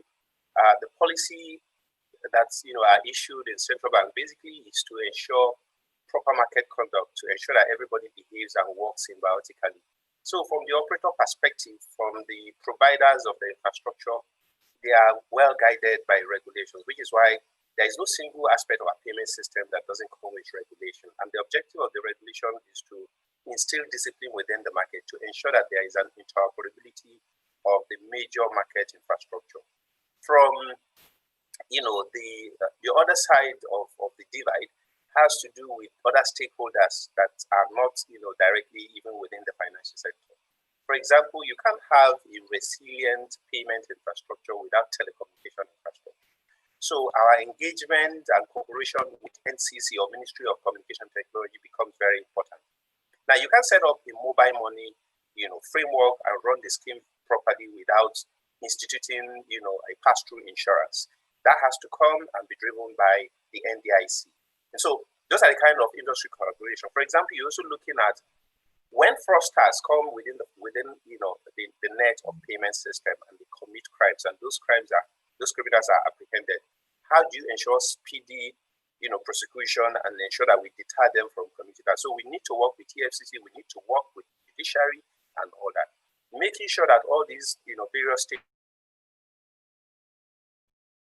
come together is our core, responsibility. And we actually have an umbrella under which these discussions and these inter-agency collaborations happen, which is called the Nigerian Electronic Fraud Forum. CBN chairmans the forum called the Nigerian Electronic Fraud Forum, where interagency collaboration, industry discussions of fraud, and designing mitigations against cyber, crimes come together. So we are connecting all the government agencies that are responsible for making sure that things happen. I mean, there are various responsibilities, and also providing, a very healthy economic environment for the major operators that are providing the payment infrastructure. Thank you very much, sir. We seem to have lost his connection, but we really appreciate that contribution. And just last but not least, MTN. Elsa, can we just get something very quickly from you? 15 seconds, please. Yes. So 3 points on my side. Number one is like to truly believe about competition. Mr. Jimo talked a bit about this, right? That mix of competition, collaboration, competition. I believe that there is, again, too many financial institutions that are afraid of MTN, telco entering the financial inclusion.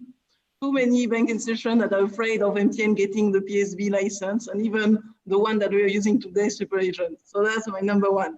Let's move to that mindset of competition.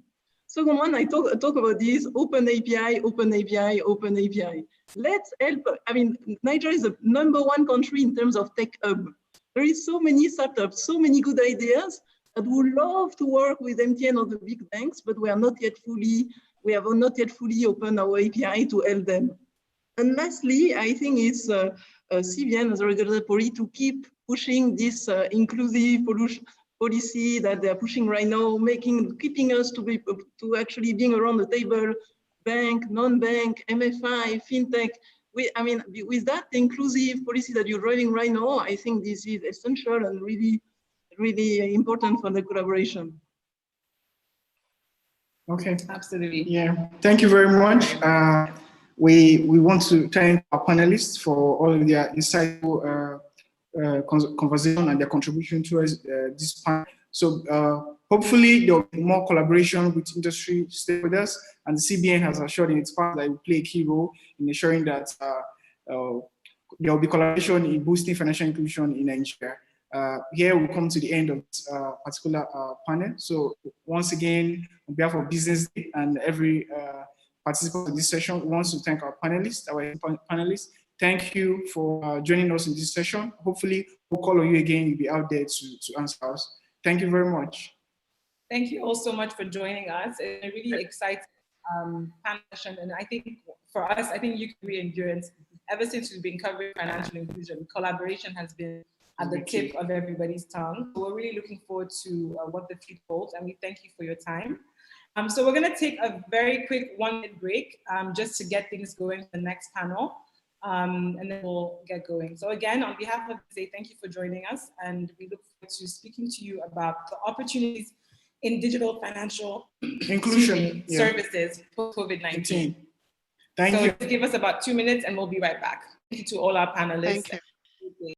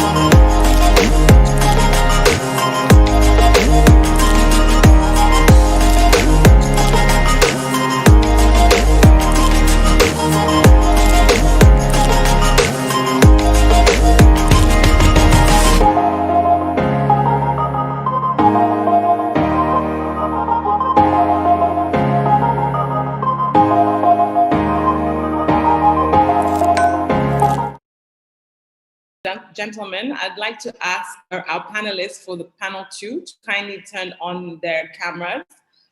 So we have Ms. Jacqueline Juma, who is the head of financial services at Athena, Mr. Emeka Modi, who is the chief operating officer at Carbon. You guys can wave, say hi to everyone. Mr. Ni Toluwalope, who is the chief executive officer at eTransact International PLC. And last but not least, Mr. Adegnebo Ubeke, who is the head of financial inclusion at First Bank Nigeria. So welcome all to the second panel, where we'll be exploring opportunities in digital financial services post-COVID-19. Thank you. Thank you. Yeah. Thank you for joining us, our esteemed panelists. A warm afternoon to you all and all of our participants who are still live with us at this moment. Thank you for taking our time to join us in this session. We'll just go into it. This is most of fintech, and we've known that with the impact of COVID-19, where everyone is going digital and online transaction is a new normal, we know that fintech and digital financial services is very important, and a lot of industry players have said that is the way forward in driving financial inclusion in Nigeria. So this panel session, it's titled Opportunities in Digital Financial Services Post-COVID-19. COVID-19, what lessons has it taught us? And going forward, what are the opportunities that you as fintech and industry player can tap into while also helping to boost financial inclusion in Nigeria? The first question I want to ask is to Athena. Jacqueline, we are very happy to have you join us. Thank you for joining us. So we know that you turned out reports on financial inclusion in Nigeria. The last you did was in 2018, and it's almost end of the year. Your biannual reports will be ready by the end of this year, I'm sure. So basically, I want to ask, what are the numbers saying? Do you think our 80% financial inclusion target is visible? And if not, or if it is, what have you noticed and what recommendations can you give? Thank you. Over to you, Jacqueline. Okay, thank you. I think it's a good and a very difficult question at the same time, but I will be clever about it. Of course, I can't really say that we are beating financial inclusion in terms of the data, but instead, I'll share with you the data that we have put together. Because as in the wake of COVID-19, there was the interest of finding out what is actually happening in the market and how does this look like. So I think I will share the market data before the wake of the pandemic, as well as share the data during the pandemic and especially during the lockdown, and how this sits with the income shaping by people, activities around gaining financial predictability, as well as the spending routines of people.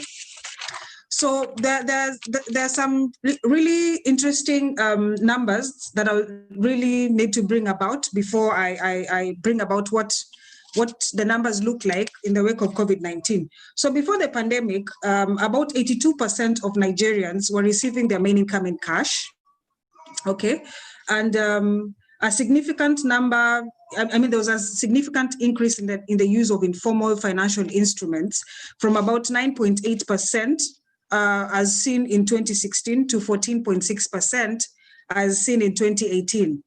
So the other interesting piece of data before the wake of the pandemic was affordability and institutional exclusion were the biggest obstacles to having a bank account in Nigeria. So, of the respondents, 64.9% of the respondents thought that affordability was the biggest obstacle. And then when it comes to institutional exclusion, meaning they're very far from institutions, from formal institutions, was at 38.4%. So I'd like you to hold that, and I also bring out the data during the COVID and just looking again on the money management and how people were responding. About 50% experienced a drop in their income as compared to last year. About 52% of the respondents skipped their meals. 50% of the respondents are now using their savings for sustenance within the COVID period. 81% have not borrowed recently, and those the few that have borrowed, 70% of the few that have borrowed from friends and family. So what do these numbers say? The numbers say that the emerging theme is that a lot of the Nigerians are seeing a drop of their income, and something needs to be done. And more so if it has to do with not having enough funds to feed them. The other thing is that, many of them went into the crisis without significant savings or liquid assets, and even the social networks that they were depending on for, financial services, because you remember many of them are borrowing from friends and family. Many of them, their social networks are collapsing. The networks that they depend on for borrowing or for access to financial services. And many of them don't have support in terms of the aid that is coming in from government. We understand that there's a lot of effort from both the donor community as well as the government towards ensuring that people have access to funds. But from the receiving end, there's little that is trickling in. So how can we, the question in the room needs to be how can we ride on technology to take care of the numbers that we are looking at, or take care of the situation? And there are a number of things. I don't know whether I'll be allowed to go through the strategies involved, or this is for later. But as far as the numbers are concerned, that is how it looks like.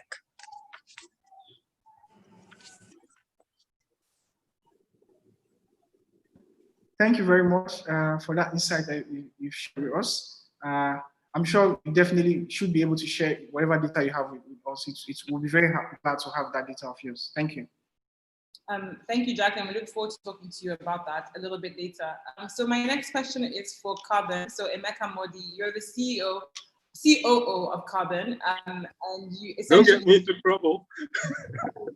You're the COO of Carbon, and you head the SME desk, essentially, and Carbon is known as one of the leading digital fintechs in Nigeria. So my question to you is, what lessons have you learned, ever since the outbreak of the virus, considering that there was an increase in online transactions and contactless payments. So can you please talk a little bit about your experience with the virus and the increase in digital payments and contactless payments? All right, cool. So first of all, thank you for having us here. Carbon, as you say, is one of the leading fintechs, if not the leading fintech in Nigeria right now. Right before the pandemic hit Nigeria, so to speak, we had already started preparing for it. And as a business, we had already gone 100% remote in just terms of how people were working before the country was locked down. But in terms of our services and how we've built them, we started from the beginning thinking about how our services could be accessible by anyone from anywhere. So it's always been, we've always used cloud services. We've always gone mobile first in terms of thinking about how the services will be delivered to our customers. And in the period that we saw here, what I like to think about the COVID pandemic in the last 3 months has really been a stress test for the entire financial ecosystem. So you had a situation where folks who had not gone digital, for example, in terms of bank accounts, in terms of using payment services and all that, a lot of people were stuck. And we see those numbers in terms of people having to rely on family and friends for services that they would have normally relied on their banks for because they no longer had access to those banks. We saw what happened once the lockdown was lifted, that there was this mad rush to bank branches so people could take out money, so people could pay for bills and so on and so forth. So in terms of opportunities, I think the fact that there was such a shock to the system, it's made everyone realize that, look, I shouldn't be thinking about digital as, one of the branches of my service delivery. I should be thinking about it as the most significant part of my actual service delivery. So I think for us at Carbon, we were already in this position. We had already started thinking about this. So like I said, we went 100% remote across all our regions about a week or so before the government actually announced the shutdown in the country. And we haven't gone back into the offices because we can still function as a remote entity. And being able to provide the services from the beginning as in a mobile fashion has meant that business continuity for us has been very, very straightforward and very easy. And it shows also that the path that we're taking in terms of collaborating with people like Verify Me and all that kind of stuff as well, so that you can get into the remotest parts of the country, have started showing dividends, because the customers who were enrolled using some of those services to make sure that they now had a digital footprint were still able to take advantage of the services that we were providing for them. So yeah, it was an interesting learning in terms of strategy of being digital first is the strategy that one has to go to now. Thank you very much, Emeka. I think we were all shocked when we saw, well, not all, I think some of us were shocked when we saw the big lines outside the banks, when the lockdown was relaxed a little bit. And I think it just goes to show that there's an absolute need for a digital first business model. And I'm glad to hear that at Carbon, you guys are able to work from home. So that's fantastic. Thank you for that. Thank you. Thank you very much, Emeka. Just so from the point you just raised and what Lehle have just said, we saw a lot of queues at the bank halls and ATM. On that note, I want to direct this question to Mr. Nii. Thank you for joining us. So basically, I want to just ask, obviously with the gap in digital financial services in Nigeria, which was shown to us by the impact of the COVID-19, there definitely is opportunity for fintech who are playing in that space. So I want to ask, what opportunities do you see in the gap in digital financial services in Nigeria? And how do you think a company like yours can actually play a role in helping to increase or boost financial inclusion in Nigeria, or even digital financial services access in Nigeria? Fantastic. Thanks a lot for the opportunity to be a part of this panel and share with you some of the thoughts, the way we see the digital financial services play. It's important, based on what was just shared by the last panelist from Carbon. It's important to emphasize that the crowd you saw at the banking halls queuing outside the banks, that's just a very small snapshot of Nigerians that actually need financial services. Those are the people that have bank accounts. You have several tens of millions out there that actually don't have bank accounts and are doing transaction every day, one form or the other. There's a way we like, even though certain types of data have been shared here today already with respect to what the regulator and the country in general and all the other key stakeholders and partners in the digital services ecosystem are doing with respect to financial inclusion. We like to look at it just a little differently and start from the point of what we see and then what we don't see. What we see is we have over, I think, data that was shared was about 170 million Nigerians actually with a mobile phone. And these are active mobile phone users. So if you do some scrubbing and you normalize that number, you probably end up somewhere maybe 120, 130 million people that have those are single users with multiple phones. So you scrub that down. So you have about 120, 130 million Nigerians making use of mobile telephone on a daily, weekly, monthly basis. And those people are taking money from somewhere and are buying airtime. That's a financial transaction. Now, out of that figure of 130 million people, 140 million people, it may change depending on what part of the ecosystem you sit. You have maybe rough estimate about 70 million, 60, 70 million individual active bank verification numbers, BVN. So we want to estimate that out of that figure, about 70 million people are actually doing those transactions from their bank accounts. So from 140 million people that are doing transactions on a daily basis, financial type transactions, albeit for the purpose of this conversation, mobile telephone type transactions, you have only 70 million of them, about half of them doing those transactions from their bank accounts. The other 70 million are also doing transactions that are financial based. Where do they keep that money and where are they getting that money from? Those are the people that are financially excluded.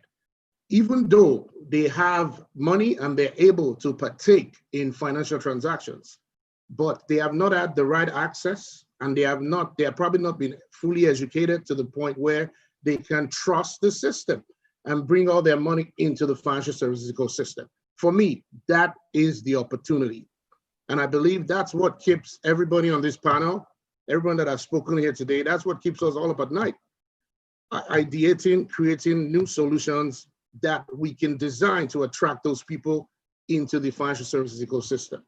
These are people that live in rural areas or people that just don't care, they just don't trust the financial services system. So what you need to do is to educate them and design products that can attract them into bringing their money into the ecosystem. And that will be tremendous for the country if you can get just a portion of that. Imagine the amount of money that moves in those sectors. Yes, they are low value, very low value transactions, but they're high volume, high frequency. These are people that buy 100 naira, 50 naira airtime daily basis, 5 times a day, or by the time you do all of that and it stacks up, you're looking at several hundreds of billions of naira. That is not in the banking sector. So what do we do? What do we do at eTransact? What we've realized over time is the agency model that is being pushed out there, that is being promoted out there, it's fundamental. The success of that is fundamental to the success of somewhat financial inclusion and pushing out digital financial services into the areas where they are highly required. So a successful agent aggregation network is a plus. And we are one of the pioneers in that, building out an agent network across the full spread geography of the country. And not just building out an agent network to have locations. What are you putting in the hands of those agents? What can the agents do? Now we talk about bank customers lining up in front of banks during the minute the lockdown was open and pulled down. Those kinds of people should be able to access those same type of financial services at the agent location. So either you're giving the agent a device, or you're giving the agent equipment, or you're giving the agent access to be able to open accounts, to be able to register bank verification numbers and do data capture, or do the regular traditional services, the cash in, cash out, or even the value-added services, point-to-point transfers, peer-to-peer transfers, or payment of bills. So where I believe the world is going to in this region, and where I believe the opportunities are, will be providing agents that are trusted, because for these people we're Nigerians. We have part of our culture, and this is my opinion, we have a need in Nigeria as Nigerians to touch cash. So that's why we struggle with the cashless policy. That's one. Then there's a trust issue as well. As a Nigerian, I want to be able to be part of that process of making a payment to you. Because if I'm part of that process, I know I've done the payment and I know you have received it. So you can't come back to me and tell me you didn't get it. So relying solely on digital, where I'm sending a message and I'm getting a message back, intangible stuff, invisible stuff that I don't see, relying on that alone to give me comfort that a transaction has been done requires additional education. This is where we need the regulators and the bigger players like us and some of the other bigger infrastructure providers that enable fintechs like Carbon can help out. So the opportunity is real. Now let's talk a little bit about one of the other areas we're seeing possible growth. It's with the international money transfer operators. Right now, all they do are two things. They send money to bank branches or bank environment, and people go there, physical people give an identification code and you collect the cash. Or they send money to digital through a digital infrastructure into people's bank accounts. We provide that infrastructure for some of the key players. The third part they're looking at now is they want to open money remittances to the rural areas where you don't have banks. So they are going to rely on the agents, the agent network activity, agent network presence in those areas. That's a big market for a potentially big market for remittances into Nigeria, because someone always knows somebody in those areas, and they will like and prefer to get that money directly into the hands of that recipient over there. So when you look at the bits and pieces of all the moving parts within the financial inclusion ecosystem, we can all see the opportunities. Banking has changed forever. Yeah, let me hold you on, James. Thank you very much. I can pause for a bit. Thanks. Yeah. So we're going to come back to you. Just hold your thoughts there. They are very valid. We'll definitely come right back to you. I want to commend you for your comment. They're very insightful. I must say. Thank you. All right, so thank you very much, Ani, for that. So I'd like to go on to First Bank, Mr. Adegnego Ugweke, who is the head of financial inclusion services at First Bank and is essentially responsible for the bank's retail footprint through agent banking and inclusion. So I'm so glad we started talking about agent banking, because we can't have a conversation about financial inclusion without talking, first of all, banks, and also the gap that agent banking has been able to fill. So Mr. Ugweke, could you please tell us a little bit about what First Bank is doing to drive financial inclusion within the country? I know that you have an initiative and you're really driving the agency banking. So please talk to us a little bit about that. Thank you. All right, thank you, Lehle. Good afternoon, everyone, and thank you for the opportunity to be participating in this webinar. For us in First Bank, we are driving financial inclusion along 3 strategic pillars. The first one is that we are providing last mile financial services points everywhere in the country. The second is that we're deploying a wide range of products that meet the needs of people. And of course, the third anchors on financial literacy and education programs. And that is why in 2018, we rolled out agent banking. Nii has spoken very well about the importance of agent banking as a fundamental financial inclusion rail. When we rolled out agent banking, our focus was not just in the number of agents. We were set out to ensure that all states and local governments in the country are provided access to financial services. And so today we have succeeded in rolling out about 62,000 agents across the nooks and crannies of this country. And this is very significant because what it means is that in every local government of the country, you have a First Bank service point, be it an agent, be it our branch or our ATMs. Our agents help customers to do a couple of transactions. They're able to open account for people. Some of them are enrolling BVNs, which of course speaks to the issue of providing identity. And you can deposit money, do withdrawals at these locations, a number of, a bouquet of financial services that we're providing.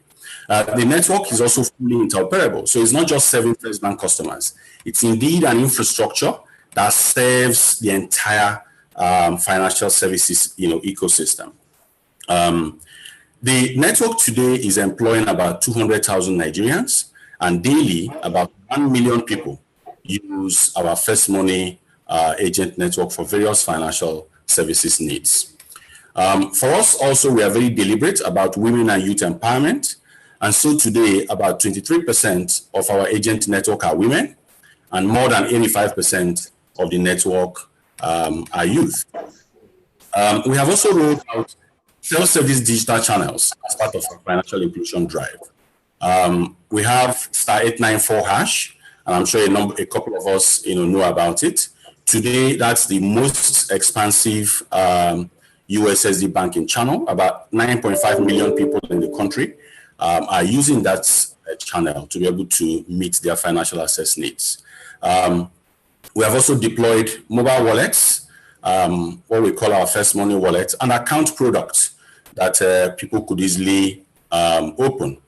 The director of payment systems from CBN mentioned the 3-tier KYC structure, and we've leveraged that beautiful regulation to be able to create this no-frill account that people can pick up. You don't need any money to be able to create it.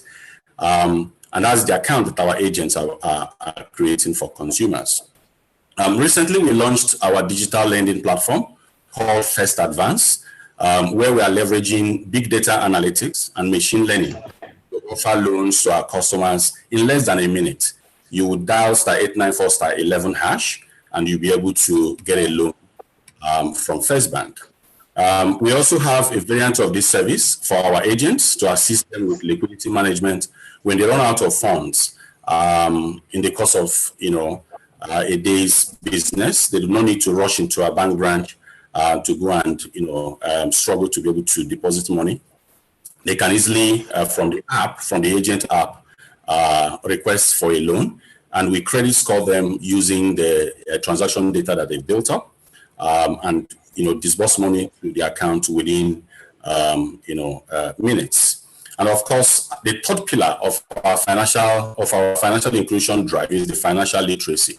Last year, we held market stunts in about 107 markets in the country, educating people on the benefits of opening an account and how they can use those accounts, protecting themselves from fraud and all that. So I would say that First Bank is doing a lot. We are a front runner in leveraging digital technology to solve real financial access problems for Nigerians, taking financial services right to the last mile and impacting the lives of people in very remarkable ways. Thank you.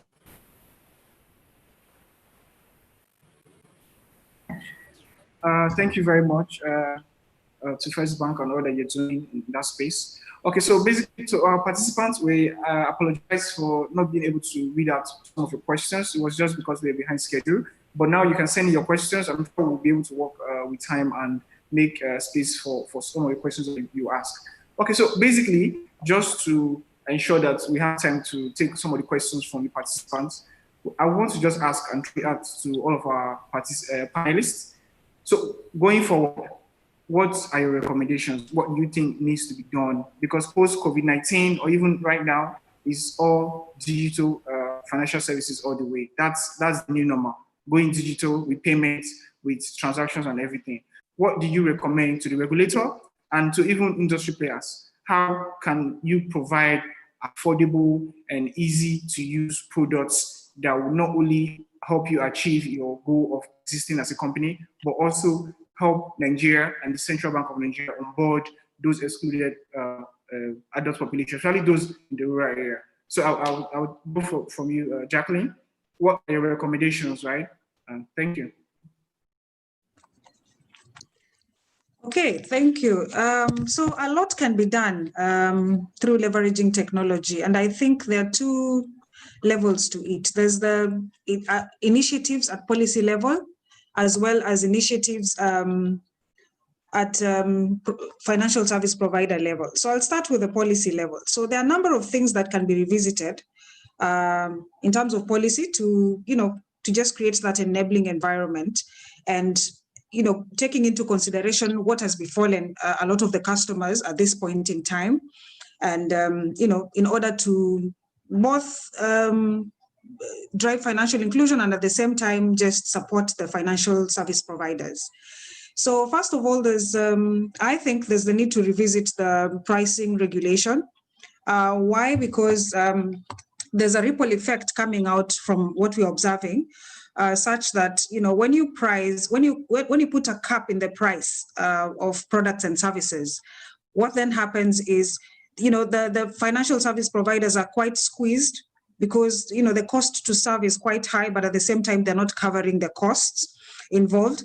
And on the demand side, you'd have avoided taking care of just trying to understand are the prices being provided by financial service providers from the customer's perspective, are they willing and able to pay for these prices?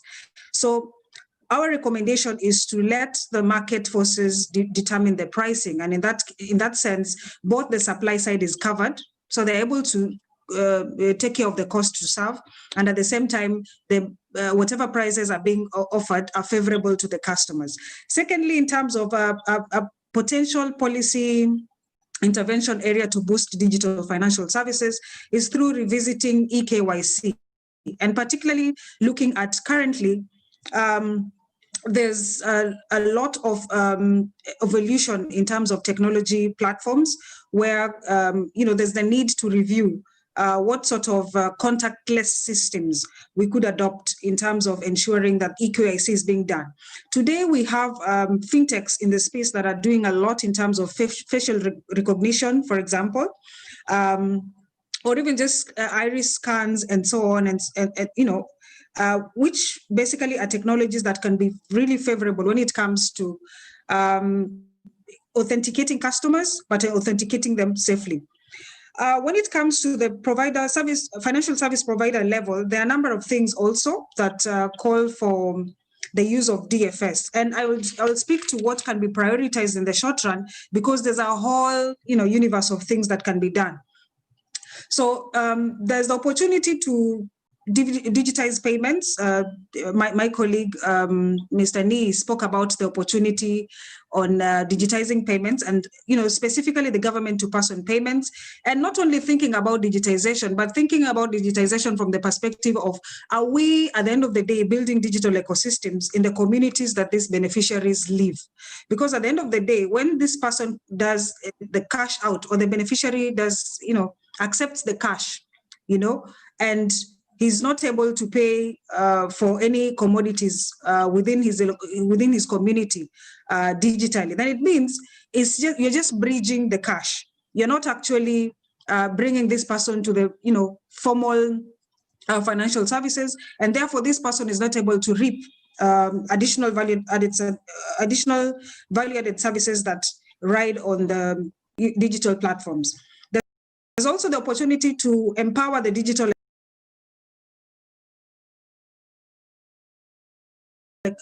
what we call the gig economy, because increasingly there are some digital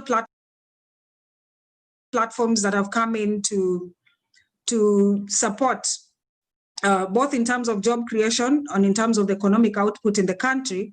And these present a viable avenue to layer on digital payments. For example, the e-hailing services that are coming up, as well as the e-commerce platforms where even the micro businesses are benchmarking on. Could these platforms present digitization opportunities? Yes, and more so. A lot needs to be done in terms of leveraging these platforms to provide payment platforms. There's also a lot that can be done in terms of bringing up the business case for the agent network, where what else can we layer on for the agent networks in Nigeria. There are a lot of palliatives going down. There are all kinds of stimulus packages going down to the beneficiaries. Could we collaborate with the entities like Fast Bank that have vast agent networks to ensure that these palliatives reach out to the people? Because when you think about it, the agent networks are basically micro businesses. And these people have relationships with customers out there. They understand better the communities than we do. How can we leverage technology to make this happen, to ensure that the palliatives are being channeled through the agent networks?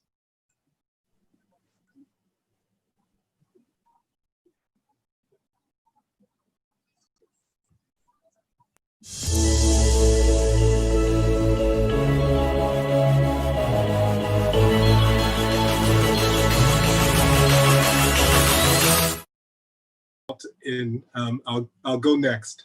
I think for me, I think there are basically about three things in terms of recommendations I would like to give.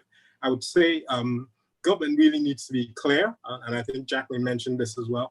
Government really needs to be clear about what can and cannot be done in terms of the provision of financial services and by whom. So in terms of who is providing the rails, who is providing KYC, who's providing funding, so on and so forth. In terms of the roles that different parties have to play, I think there needs to be clarity. So where you have areas of collaboration, they can be explored properly. Where you have overlaps, you can reduce them, and you can actually get products and services to the people that actually need them. I think another big issue that needs to be solved is KYC, and figuring out how you can get KYC done in remote areas. So really right now, if you're not in a place where you can walk into a branch for a bank, in terms of the financial services that you're exposed to, you're very limited. You can pretty much do cashing in and cashing out. You can do a transfer, but if you want to do anything else, and if you want to do anything else on a digital platform, you're going to need KYC. So for today, for example, people can come up to our platform and transfer money from here to anywhere in the country, and we don't necessarily need to know as much about them in the same way they would walk up to an agent and say, send 20,000 naira to my auntie in the village. So very basic KYC is already being done digitally. We need to expand that so that we can also layer more and more services for people, especially in the remote areas. And this is a little bit of a tricky one, I think, for the agency networks. We really need to leverage to have them do some work that is going to make strong position of being very knowledgeable about their locales. And if you think about the customers that they're dealing with,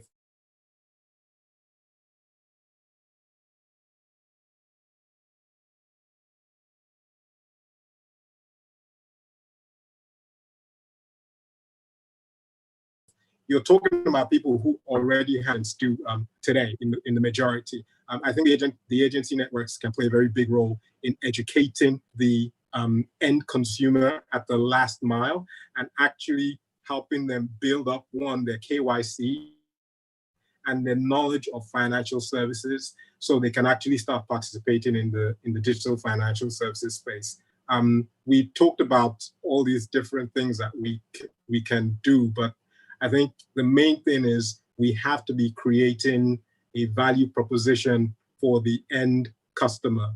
If I see no reason to go into a bank or to take a particular financial service, to put my money in savings as opposed to putting it under my bed, if I can't do that in an easy, seamless fashion, and in a way that I'm not at risk, then I'm not going to do it. It's as simple as that.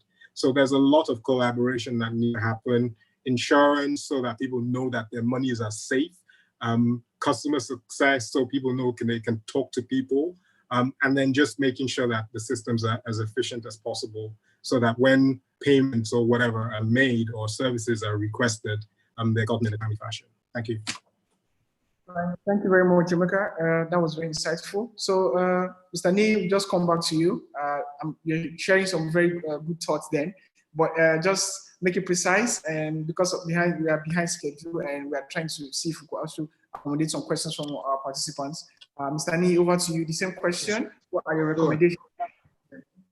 Yeah, but first of all, thanks. First of all, let me just tell Jacqueline that in addition to talking to First Bank and leveraging on their agent network, you can leverage on eTransact agent network as well. We're well spread across the country as well. Absolutely, So absolutely. I'll be expecting your call, Jacqueline. Absolutely. Okay. Yeah. Thanks for this. So let's look at it a little differently. What are we really trying to solve? My opinion, we're trying to solve three key things when we want to digitize the economy. We want to solve the problem of payments for goods and services. We want to solve the problems with taking money from today into tomorrow, which is savings, investments, whatever, digitizing that. We also want to solve the problem of bringing money from tomorrow into today, which is credit, loans, and whatever product you want to put under that.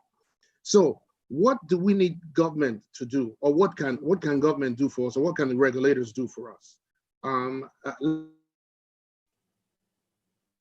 The users of these financial services, these are the unbanked that we want to bring into the financial services ecosystem, and the providers of the financial services that will be offered to these people. A lot of the effort over time has always been going to what infrastructure do we build, how do we enable the providers of these financial services to reach the users? What kind of incentives are we giving users to use financial services? A lot of the incentives that have been provided thus far have been punitive in the fact that if you do cash above a certain amount, you pay an extra charge.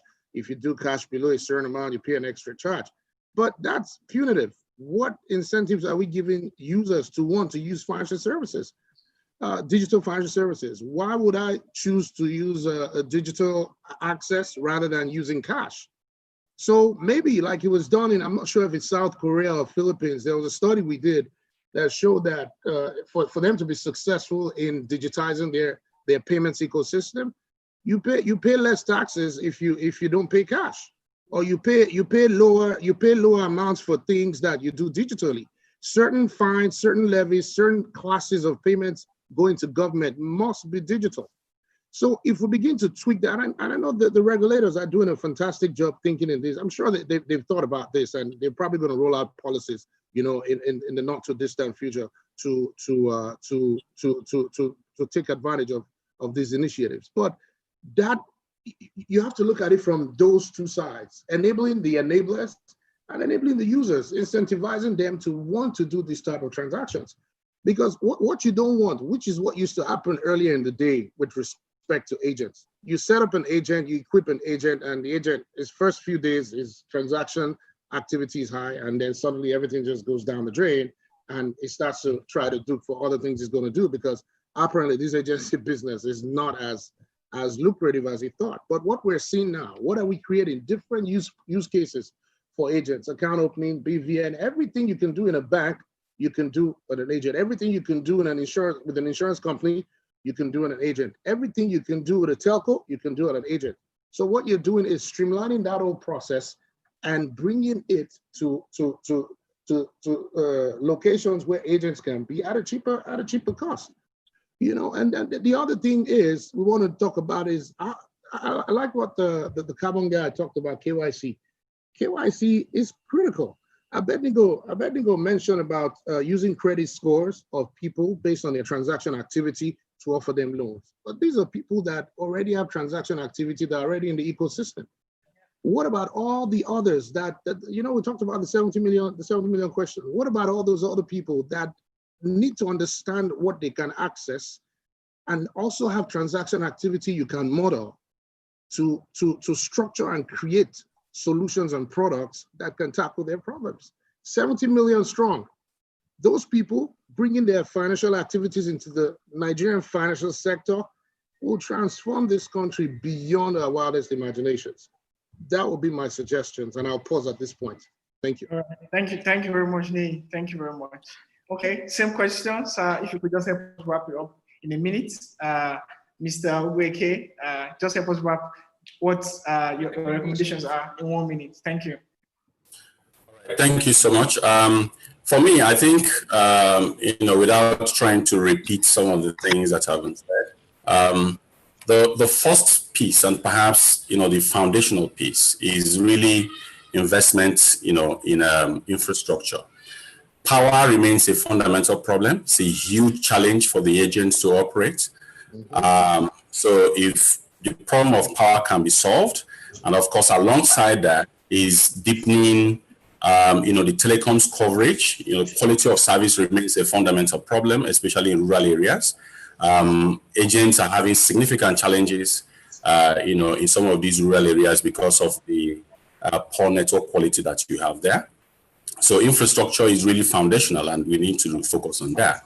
I think the second piece is really identity, right? You know, and really the government thinking about government and the private sector participants thinking in terms of financially empowering our people.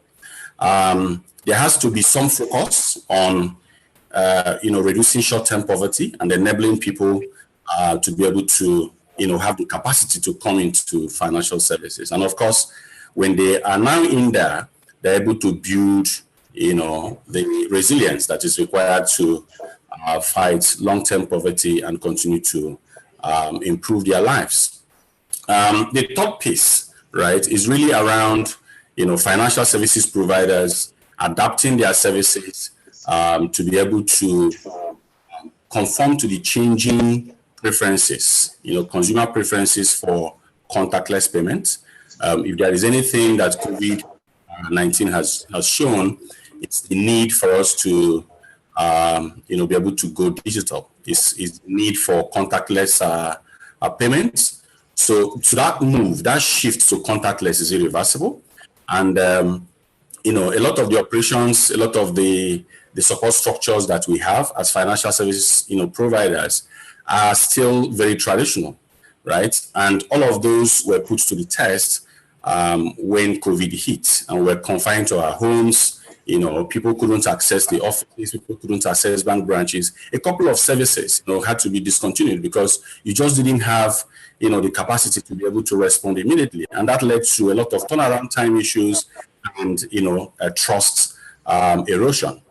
So there is the need for us to begin to modernize and configure our, you know, support structures, you know, and processes to be able to become a lot more digital, and of course deal with the unpredictable future, you know, that can strike at any time. None of us knows what is going to happen. COVID is still raging out there in the world. We don't know whether there will be a comeback, and so there is that urgency for automation and digitalization of back-end processes, you know, to support trust and to, you know, continue to build out and deepen financial inclusion. Thank you. All right. Thank you very much, Mr. Weke. Thank you to all of you, our esteemed panelists, for taking our time to join us on this particular session. It was a very insightful conversation. We have come to the end of it. Because of time, we're trying to ensure that we don't keep you too much here because you have other activities to go back to. We want to appreciate everyone. Keep us aside. We can take the conversation offline. And so for all of our participants who sent in their questions, we are sorry that we couldn't take all of them.